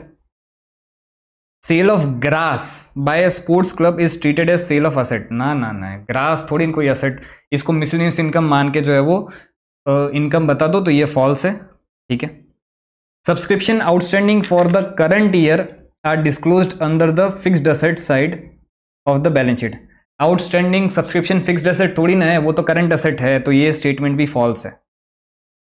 Receipt and payment account gives the details about the expenses outstanding for the year. Receipt and payment account से कभी भी आपको आउटस्टैंडिंग एक्सपेंस मिलता है क्या, नहीं ना, तो ये भी गलत है। रिसिप्ट एंड पेमेंट अकाउंट से सिर्फ आपको यही मिलता है कि भी करंट ईयर में कितने खर्चे आपने पे किए, ठीक है, ये हो गया। 6, adjustment in the form of additional information shall be adjusted in the final account of A NPO only in one place. ये ऐसा बोलना चाह रहे हैं कि भी NPO के जो नीचे एडजस्टमेंट्स दिए गए होते हैं ना क्वेश्चन में, उसके सिर्फ एक ही इफेक्ट दो, पागल हो भाई। NPO के भी अगर एडजस्टमेंट्स नीचे दिए गए हो तो उनका भी जो है वो 2 इफेक्ट आपको देना पड़ता ही है, तो वो डबल एंट्री सिस्टम फॉलो करता है। There shall be 2 effects for each of the additional information, ठीक है। Tournament expenses incurred are more than tournament fund then excess to be shown as asset in the closing balance sheet.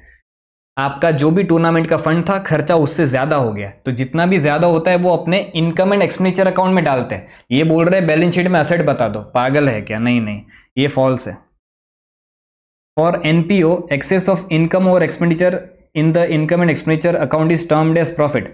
भावुक मत हो जाना, profit तो word use ही नहीं कर सकते NPO में, इसको क्या बोलते हो, सरप्लस बोलते हो, तो ये स्टेटमेंट भी जो है वो गलत है, false. Surplus of NPO is distributed amongst its member, ना ना, ऐसा कोई डिस्ट्रीब्यूशन नहीं होता है मेंबर्स के बीच में। जो भी सरप्लस होता है वो जनरल फंड, मतलब आपका कैपिटल जो फंड होता है उसमें ऐड कर दिया जाता है, तो ये स्टेटमेंट भी फॉल्स है। Tournament fund, building fund, library fund is based on the fund based accounting, बिल्कुल सही बात है, ये सारे फंड्स की अकाउंटिंग जो है फंड के बेसिस पे होती है, true. Subscription fees refers to one time fees paid by the members to get admission for the benefits of the club.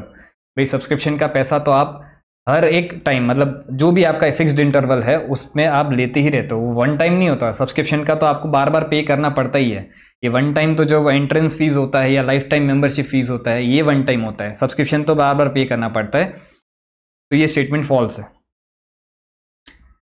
Token payment made to person who voluntarily undertakes a service which would normally be paid in case of profitable organisation is termed as honorarium. मतलब क्या, किसी ने सेवा के भाव में जो है वो कुछ काम किया, आपने सिर्फ टोकन ऑफ अप्रिशिएशन उसको पे किया, सम्मान के रूप में जो है वो कुछ पैसा पे किया, उसी को ही तो हम ऑनोरेरियम बोलते हैं, बिल्कुल सही बात है, ये ट्रू है statement. Insurance company is an example of NPO, गलत बात है। इंश्योरेंस कंपनी का तो प्रॉफिट मोटिव होता ही है, तो ये फॉल्स है। Part amount of entrance fees which is to be capitalised shall be disclosed in income and expenditure account है। अबे जो कैपिटलाइज करना है वो तो बैलेंस शीट में ऐड करोगे ना, इनकम एंड एक्सपेंडिचर अकाउंट में थोड़ी ना बताओगे, तो ये फॉल्स है। Both the income and expenditure of the current and previous year are recorded in the income and expenditure account, गलत बात है भाई। इनकम एंड एक्सपेंडिचर अकाउंट में सिर्फ करंट ईयर की इनकम, करंट ईयर के ही एक्सपेंस दिखाते हो, प्रीवियस ईयर का थोड़ी ना कुछ दिखाते हो, तो ये भी स्टेटमेंट गलत है, false. Amount received as donation by NPO under the will of deceased person, जो इंसान की मृत्यु हो गई है, इज टर्म्ड एज लीगेसी, सही बात है।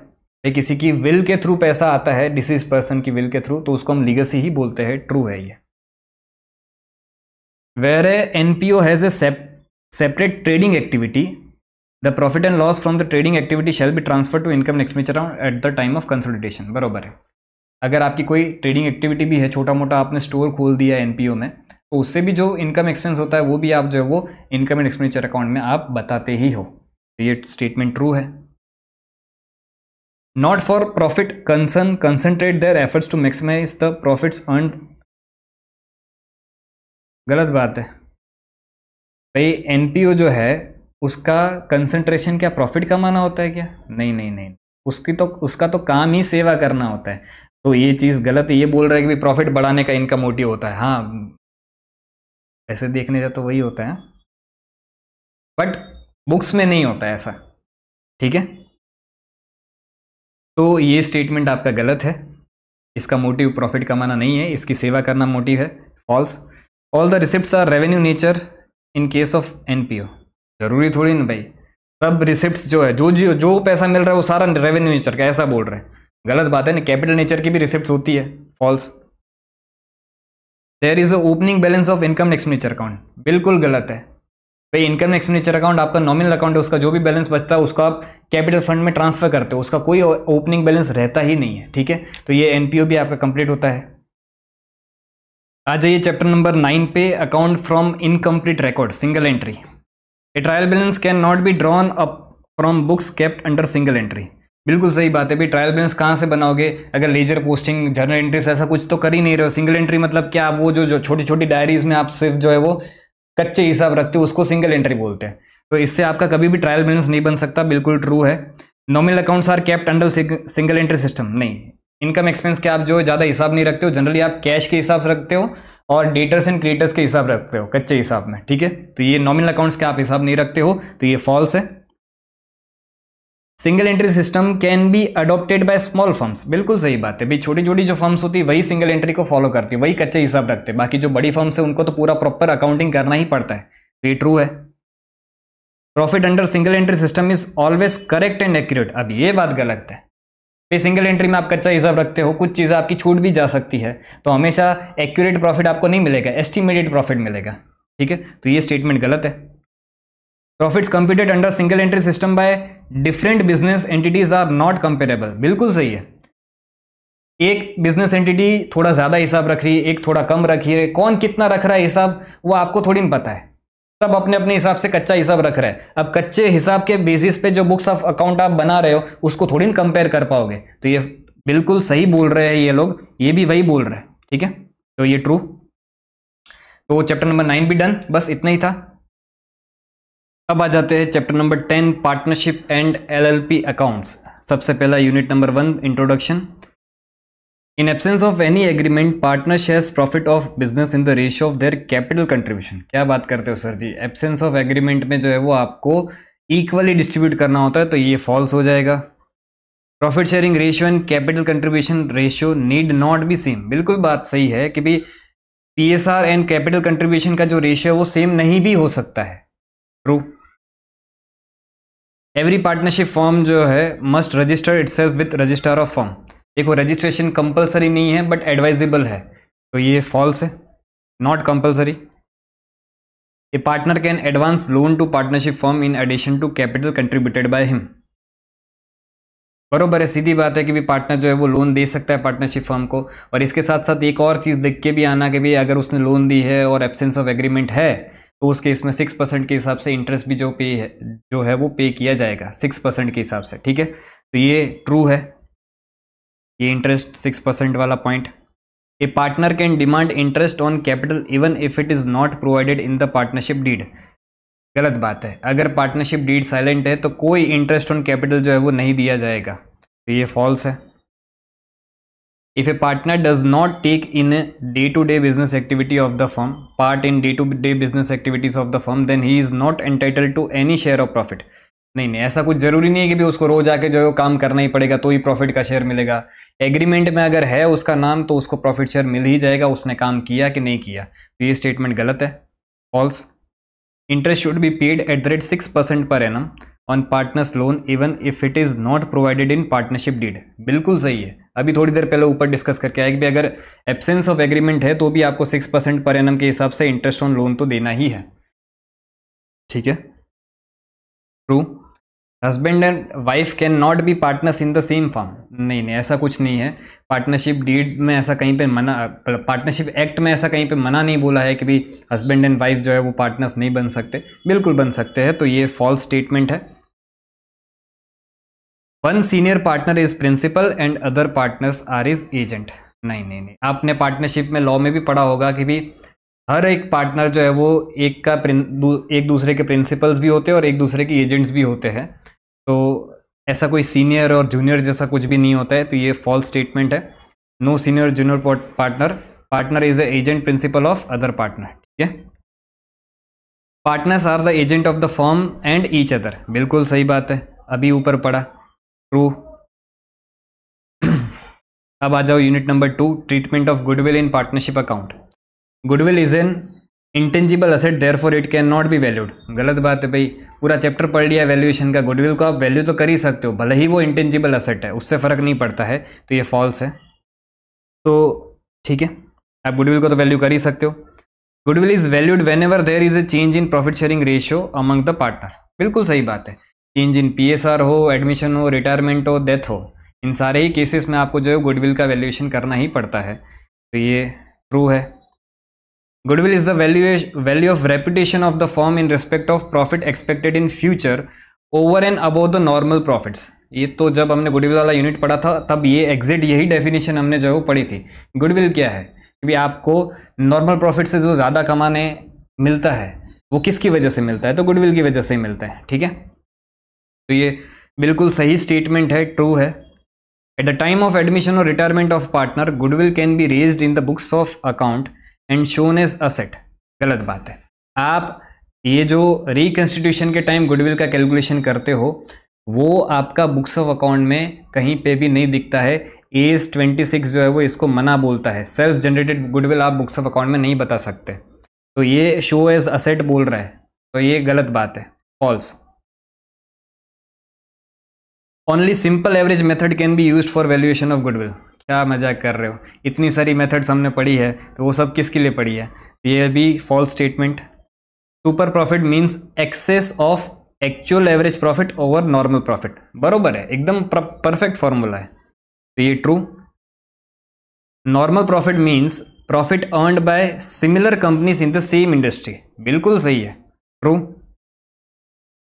Normal profit depend upon normal rate of return and past profit. हाँ, नॉर्मल प्रॉफिट अपने कैसे कैलकुलेट करते थे, तो normal rate of return into capital employed. ये पास्ट प्रॉफिट को अपने कहीं पे भी कंसीडर नहीं करते थे, तो ये फॉल्स है। At the time of admission retirement of a partner since goodwill can not B raised in the books of account is recorded through capital account of the partner. बिल्कुल सही बात है, आप जो बुक्स ऑफ अकाउंट में goodwill को raise नहीं करते हो, क्या करते हो, कैपिटल अकाउंट के थ्रू ही एडजस्टमेंट एंट्री करते हो, तो ये ट्रू है। At the time of admission of a partner goodwill brought in by the new partner is shared equally by the old partners. नहीं, गुडविल जो नया पार्टनर लेके आएगा वो सैक्रिफाइसिंग रेशियो में जो है वो डिस्ट्रीब्यूट करेंगे, तो ये स्टेटमेंट फॉल्स है। सैक्रिफाइसिंग रेशियो में डिस्ट्रीब्यूट होंगे। आ जाते हैं यूनिट नंबर 3 पे। Unit number 3, admission of a new partner. सबसे पहले a newly admitted partner does not have significant right as old partner, ऐसा कुछ भी नहीं है, सबको जो है वो राइट्स है पार्टनर्स। अब वो एक बार जैसे ही पार्टनर बन गया फिर जो जो डीड में उनके पास राइट्स है वो सारी राइट्स जो है वो उनके पास रहेंगे, तो ये स्टेटमेंट फॉल्स है। ठीक है, when a new partner is admitted old partners have to forgo certain share of profit of the firm, this is called as sacrificing ratio, बिल्कुल सही है। ओल्ड पार्टनर्स अपना जो है प्रॉफिट शेयर सेक्रीफाइस करते हैं और जो रेशियो में सेक्रीफाइस करते हैं उसी को ही हम सेक्रीफाइसिंग रेशियो बोलते हैं, ट्रू। फिर उसके बाद revaluation account is also called as profit and loss adjustment account, बिल्कुल सही बात है, true.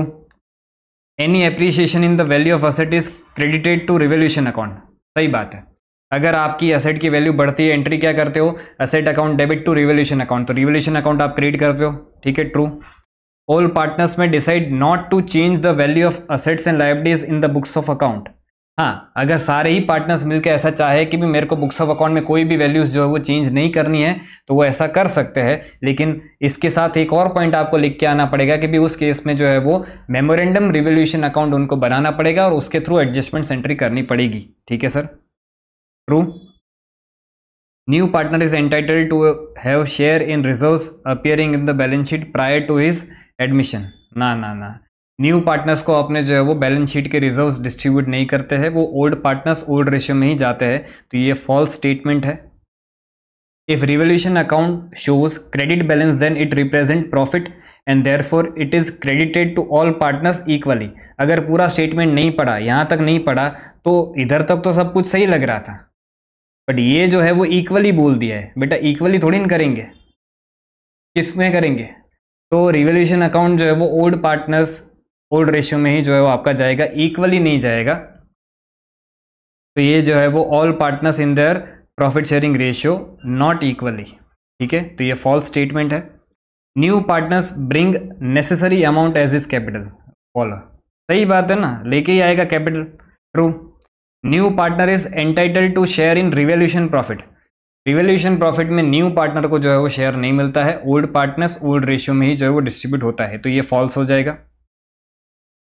Unit 4 retirement of a partner, business of partnership has to be closed if any one of the partners retire, क्या बात करते हो, ऐसा कुछ भी नहीं होता है, पूरा जो बाकी के रिमेनिंग पार्टनर्स है वो बिजनेस को कंटिन्यू कर ही सकते हैं और वो करते ही है, तो ये फॉल्स स्टेटमेंट है।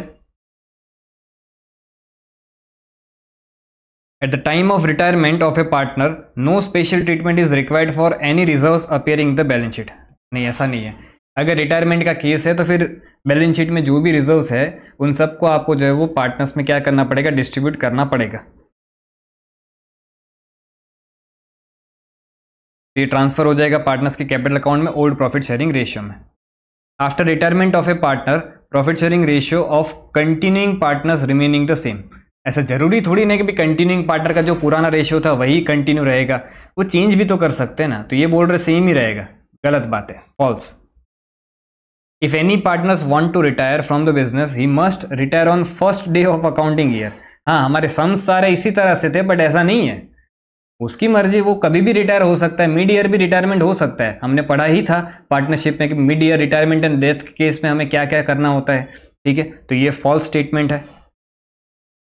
Retiring partner has to forgo his share of goodwill in the firm, नहीं भाई, रिटायरिंग पार्टनर को आप अपना वो जितना भी शेयर सेक्रीफाइस कर रहा है, अपना जितना भी प्रॉफिट शेयर छोड़ रहा है, उसका जो है वो आपको गुडविल का शेयर उसको देना ही पड़ेगा, उसको नहीं दोगे ऐसा नहीं चलेगा, तो ये फॉल्स स्टेटमेंट है।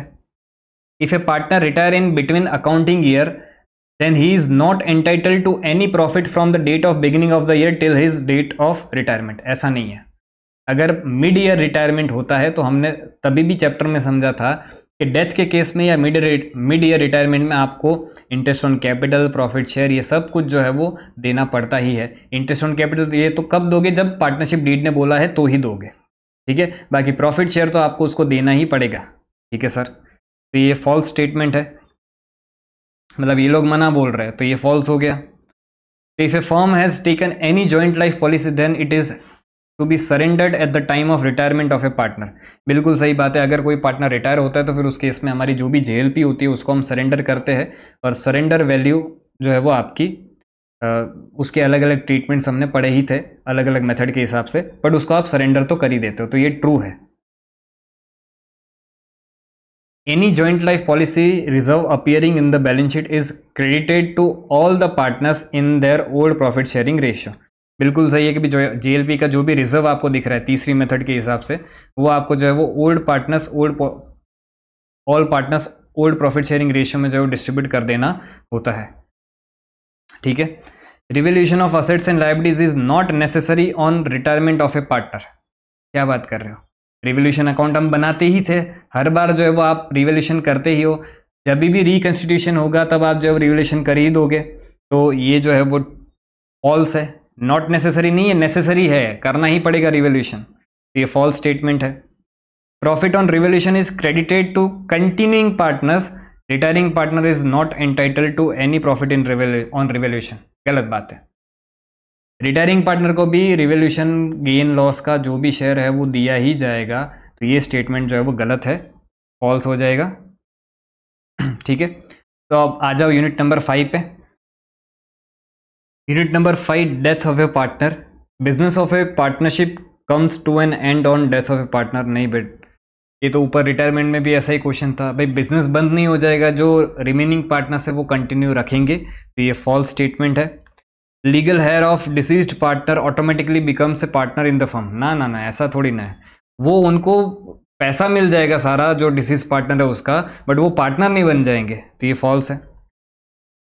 A revaluation account is open in the books of account on death of a partner. बिल्कुल भाई, असेट्स एंड लायबिलिटीज रिवैल्यू करते ही है अपने डेथ के टाइम भी। तो ये ट्रू है।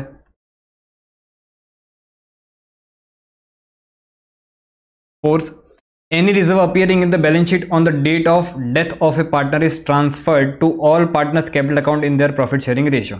बिल्कुल सही है। रिजर्व जो है वो आप ओल्ड पार्टनर्स, मतलब जितने भी पार्टनर्स है उन सब में जो है डिस्ट्रीब्यूट कर देते हो, डेथ के टाइम भी यही करते हो। तो ट्रू है।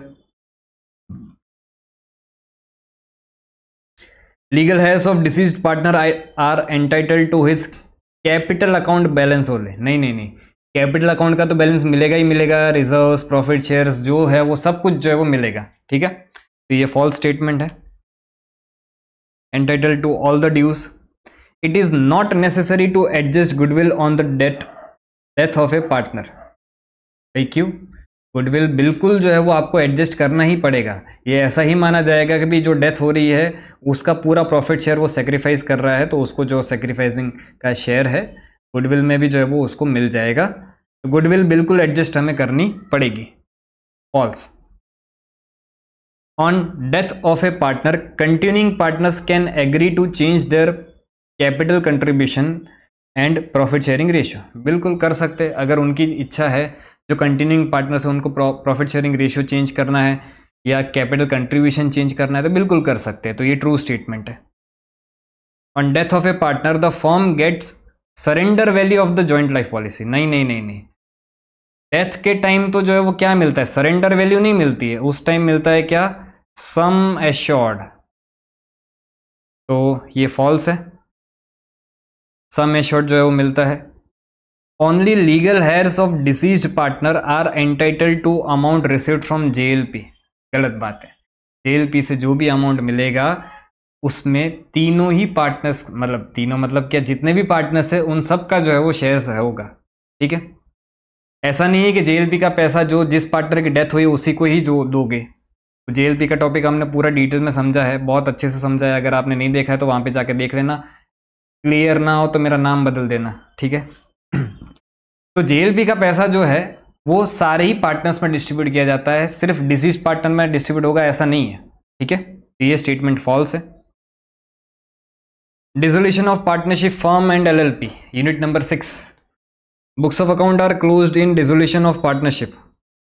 ध्यान रखना, जब डिसोल्यूशन वाला चैप्टर हमने स्टार्ट किया था तभी भी हमने जो है वो एक डिफरेंस पढ़ा था कि एक होता है डिसोल्यूशन ऑफ पार्टनरशिप, एक होता है dissolution of partnership firm. Dissolution of partnership मतलब क्या, ये रिकंस्टिट्यूशन ही है। और रिकंस्टिट्यूशन के टाइम आप बुक्स ऑफ अकाउंट क्लोज थोड़ी नहीं करते हो। पार्टनरशिप फर्म बोला होता तो पूरी बात अलग होती, पर ये तो सिर्फ क्या बोला है, पार्टनरशिप बोला है। तो इस केस में आप जो है वो बुक्स ऑफ अकाउंट क्लोज नहीं करोगे, ये स्टेटमेंट फॉल्स है। पार्टनरशिप फर्म होती तो क्लोज कर देते। ठीक है। On the dissolution of partnership, again वापस क्या लिखा है, dissolution of partnership firstly the assets of the firm are realise, then the amount realise is applied towards. अच्छा, इधर इनको जो है वो पार्टनरशिप फॉर्म लिखना चाहिए था, क्योंकि असेट्स रियलाइज करोगे, ये क्या बोल रहे हैं देखो पढ़ो, डिसोल्यूशन के टाइम जो है वो आप सारी असेट्स को रियलाइज करोगे, उसके बाद आप जो है वो आउटसाइडर लायबिलिटीज को पे करोगे। सीधी बात है, असेट रियलाइज करेंगे, आउटसाइडर लायबिलिटीज को पे करेंगे, पार्टनर्स की लोन को पे करेंगे, उसके बाद ही जो है वो पार्टनर्स कैपिटल को जो है वो पे कर देंगे। तो ये स्टेटमेंट बिल्कुल ही ट्रू है। The event of dissolution of firm the business ceases to end. Firm अगर बंद हो रही है तो बिजनेस बंद हो रहा है, ठीक है। In the event of dissolution of partnership मतलब reconstitution, the partnership is reconstituted and business discontinues. Reconstitute होगा पार्टनर और जो है वो आपको बिजनेस एज इट इज चलाना ही है। तो in the event of dissolution of the firm business ceases to end, however in the event of dissolution of partnership the business continue as usual but the partnership is reconstituted. ठीक है। उसके बाद expense of dissolution on realisation of assets are credited to realisation account. नहीं बेटा, अगर realisation expense होते तो उसके इसमें एंट्री क्या होती है, रियलाइजेशन एक्सपेंस अकाउंट, मतलब रियलाइजेशन एक्सपेंस तो नहीं लिखते हो, क्या लिखते हो, realisation account debit to cash या बैंक अकाउंट। रियलाइजेशन एक्सपेंस की एंट्री ये होती है, realisation account debit to cash bank account. तो रियलाइजेशन अकाउंट को आपको डेबिट करना है, क्रेडिट नहीं करना है। ये स्टेटमेंट फॉल्स है। Revaluation account is prepared at the time of dissolution of partnership but realisation account is prepared at the time of dissolution of partnership firm. बिल्कुल सही है। डिसोल्यूशन ऑफ पार्टनरशिप मतलब क्या, रिकंस्टिट्यूशन। रिकंस्टिट्यूशन के time अपने revaluation account बनाते हैं। और डिसोल्यूशन ऑफ पार्टनरशिप फर्म मतलब क्या, बिजनेस ही बंद हो रहा है, तो उस केस में हम रियलाइजेशन अकाउंट बनाते हैं। स्टेटमेंट सही है, ट्रू। अब आ जाते हैं चैप्टर नंबर 10 पे।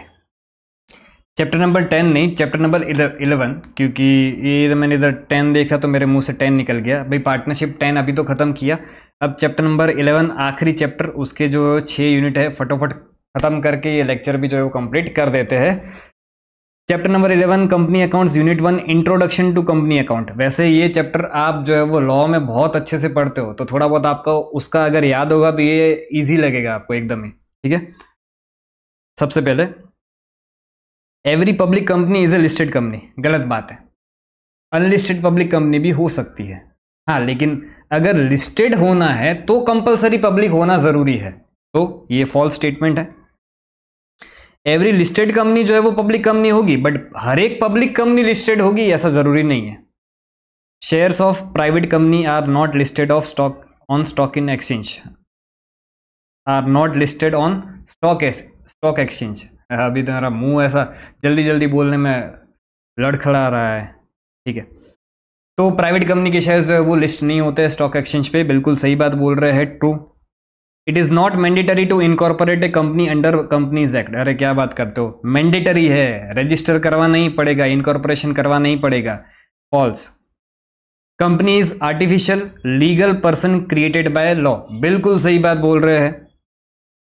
फिर डेथ, इंसॉल्वेंसी और change of members affect the existence of company. नहीं, कोई भी मेंबर मर जाए और इंसॉल्वेंट हो जाए, उससे कंपनी के एग्जिस्टेंस पे कोई फर्क नहीं पड़ता है, वो एज इट इज चलेगी। तो ये फॉल्स स्टेटमेंट है। If the shares are fully paid by the share holders he is subject to no further liability, बिल्कुल सही बात है। उसकी लायबिलिटी लिमिटेड है टिल जो उसका शेयर का पेड अप वैल्यू हो उतने तक। ठीक है, तो ये ट्रू है। Public limited company has restrictions on transferability of shares, नहीं नहीं नहीं, ऐसा कुछ नहीं है, उसमें कोई रिस्ट्रिक्शंस नहीं है। लेकिन अगर आप प्राइवेट कंपनी हो तो फिर आपके जो रिस्ट्रिक्शंस है, तो ये स्टेटमेंट फॉल्स है। Financial statements of company show the financial position of business, सीधी बात है, और तो कौन बताएगा फाइनेंशियल पोजीशन, फाइनेंशियल स्टेटमेंट्स ही तो बताएंगे, तो ये ट्रू है। Schedule 1 gives the proforma of balance sheet, ना ना ना, schedule 3 gives the proforma of balance sheet. Schedule 3 Part 1 gives the pro forma of balance sheet. Schedule 3 prescribes the format of director's report. ना ना ना, Schedule 3 सिर्फ P&L का and balance sheet का report format prescribe करता है, directors report का उसमें कुछ भी लिखा हुआ नहीं है, तो ये फॉल्स है। Financial statement need not be true and need to be correct, need to be true and correct, नहीं ऐसा नहीं है। Financial statements are to be true and fair, true and correct नहीं, 100% करेक्ट नहीं हो सकते, बट रीजनेबली जो है वो एकदम सही होना चाहिए। तो ट्रू एंड फेयर आएगा, ट्रू एंड करेक्ट नहीं आएगा, तो ट्रू एंड फेयर, ठीक है। उसके बाद आ जाओ यूनिट नंबर 2 पे, issue for feature and reissue of shares. Liability of holder of shares is limited to the face value of shares. अब ये जो वर्ड है ना फेस वैल्यू, जल्दबाजी में इसको स्किप मत कर देना। अगर आपने शेयर्स जो है वो इशू किए हैं प्रीमियम पे, तो क्या वो सिर्फ लायबल है फेस वैल्यू के लिए? नहीं ना बेटा, उसको फेस वैल्यू प्लस प्रीमियम जो है वो दोनों ही देना पड़ेगा। तो शेयर होल्डर जो है वो लायबल है इशू प्राइस के लिए, ठीक है। इशू प्राइस मतलब क्या? फेस वैल्यू प्लस प्रीमियम, अगर तो कुछ है तो, नहीं है तो फिर तो face value equal to issue price हो गया। Authorise capital appears in the balance sheet of the face value. वैसे देखने जाए तो ये एक तरह से गलत भी है। बैलेंस शीट जो आप बनाते हो उसमें ऑथराइज कैपिटल का अमाउंट नहीं जाता है, बट इन्होंने जो आंसर दिया है वो ये मान के दिया है कि नोट्स टू अकाउंट भी जो है वो बैलेंस शीट का ही पार्ट है।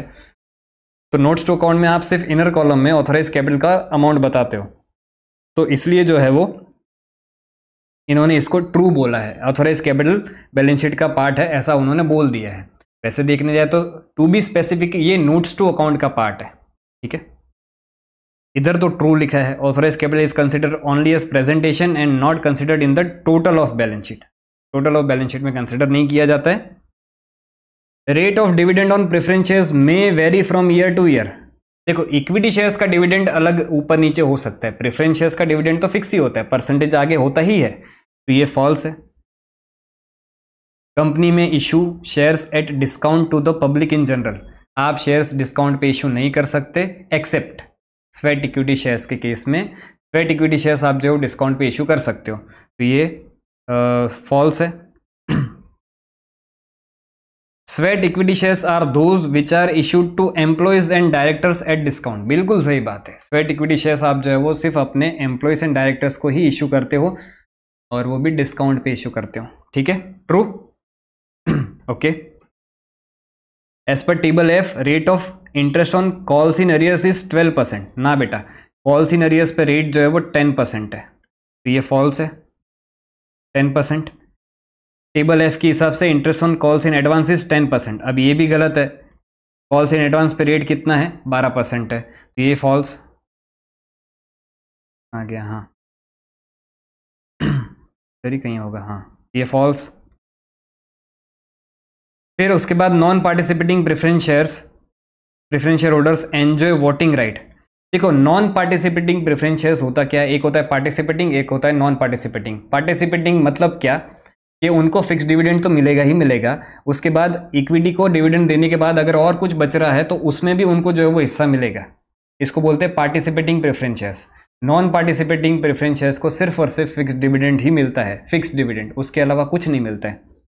वोटिंग राइट तो नहीं ही मिलता है, तो ये तो फॉल्स ही स्टेटमेंट है, ठीक है। Forfeited shares are available to the company for purpose of resale. बिल्कुल सही बात है, फोरफिटेड शेयर्स आप रीसेल करते हो, अलॉटमेंट नहीं करते हो, ठीक है, तो ये बिल्कुल सही है, true. Loss on reissue should not exceed the forfeited amount, should not नहीं, loss on reissue should exceed the forfeited amount, बिल्कुल गलत है। फोरफिटेड अमाउंट से ज़्यादा आपका लॉस ऑन री इशू नहीं हो सकता, ठीक है। तो ये वाला यूनिट भी आपका जो है वो कंप्लीट होता है, ये हो गया फॉल्स। अब आ जाओ नेक्स्ट यूनिट पे। Unit number 3 issue of debentures. Debenture holder are the owners of the company. क्या बात कर रहे हो सर, ओनर नहीं है, वो क्रेडिटर है कंपनी के, ठीक है, creditors of the company, false. Perpetual debentures are payable at the time of liquidation of company. Perpetual debenture मतलब ही क्या? Irredeemable debentures. इररिडीमेबल डिबेंचर्स को आप तभी ही पे ऑफ करते हो जब कंपनी का लिक्विडेशन होता है, तो ये बिल्कुल सही बोल रहे हैं, true. Registered debentures are transferable by delivery. नहीं बेटा, रजिस्टर्ड डिबेंचर जो है वो डिलीवरी से ट्रांसफरेबल नहीं होंगे, बेरर डिबेंचर जो है वो डिलीवरी से ट्रांसफर हो सकते हैं, तो ये फॉल्स है। When company issue their own debenture as collateral security for a loan, the holder of such debenture is entitled to interest only on the amount of loan and not on the debentures। बिल्कुल सही बात है कि भी जब आपने debentures दिए हैं एज कोलेट्रल सिक्योरिटी, एक्चुअल में डिबेंचर्स इशू नहीं हुए हैं, सिर्फ कोलेटरल सिक्योरिटी के रूप में दिए है। तो जब तक वो सिक्योरिटी के रूप में है तब तक जो है वो उसको आप लोन पे ही इंटरेस्ट दोगे, डिबेंचर पे कोई इंटरेस्ट नहीं दोगे। लेकिन अगर आपने डिफॉल्ट कर दिया लोन में और अब वो जो है वो एक्चुअल डिबेंचर्स में कन्वर्ट हो गए, फिर जो है वो आपको इंटरेस्ट ऑन डिबेंचर्स भी देना पड़ सकता है। तो ये स्टेटमेंट ट्रू है। कैन नॉट, अगर company can not repay his loan and the interest, then only he is entitled to interest on debentures. ठीक है। Debenture suspense account appears on the liability side of the balance sheet.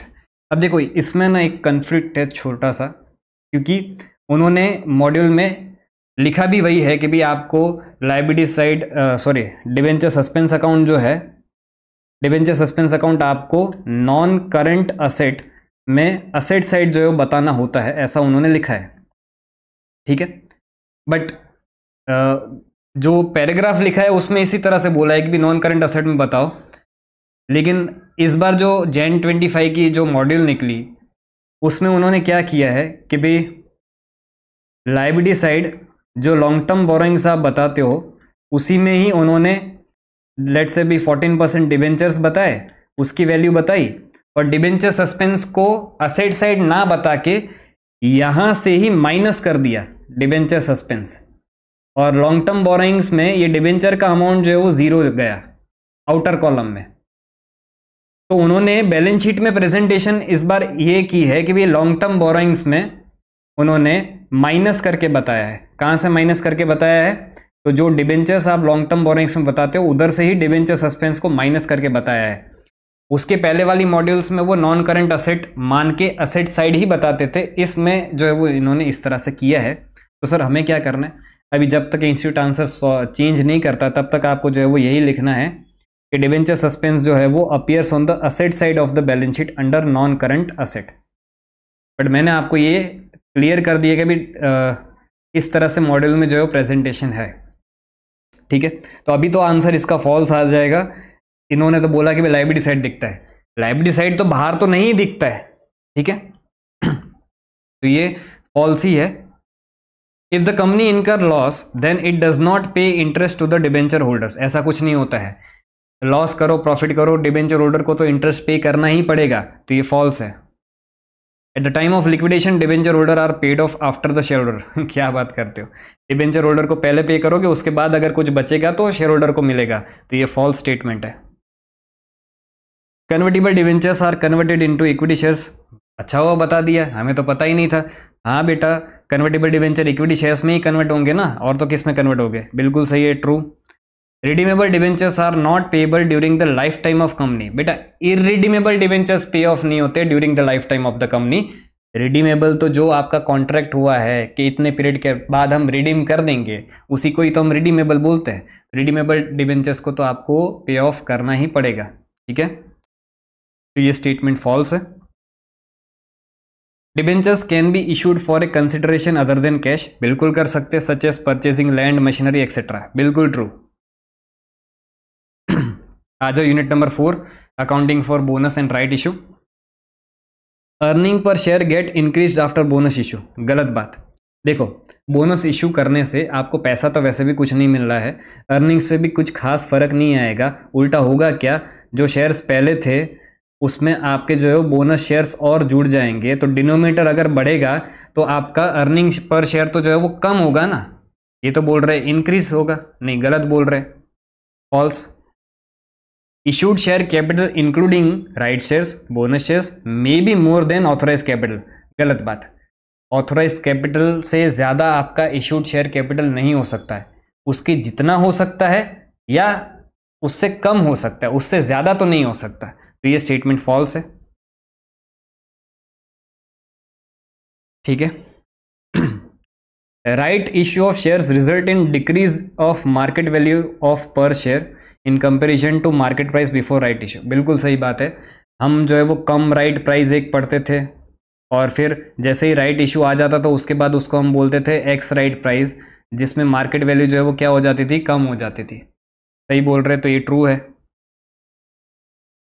Right shares are normally offered at a price more than cum right value. ना ना ना, cum right value मतलब right के पहले की value उससे कम प्राइस पे ही हमेशा जो है वो राइट शेयर्स आते हैं, कॉजिंग डाइल्यूशन इन वैल्यू पोस्ट राइट इशू। ये पीछे वाला सही लिखा है, बट प्राइस जो है वो राइट शेयर्स की कभी भी ज़्यादा नहीं होती है कम राइट वैल्यू से, ठीक है, तो ये फॉल्स है।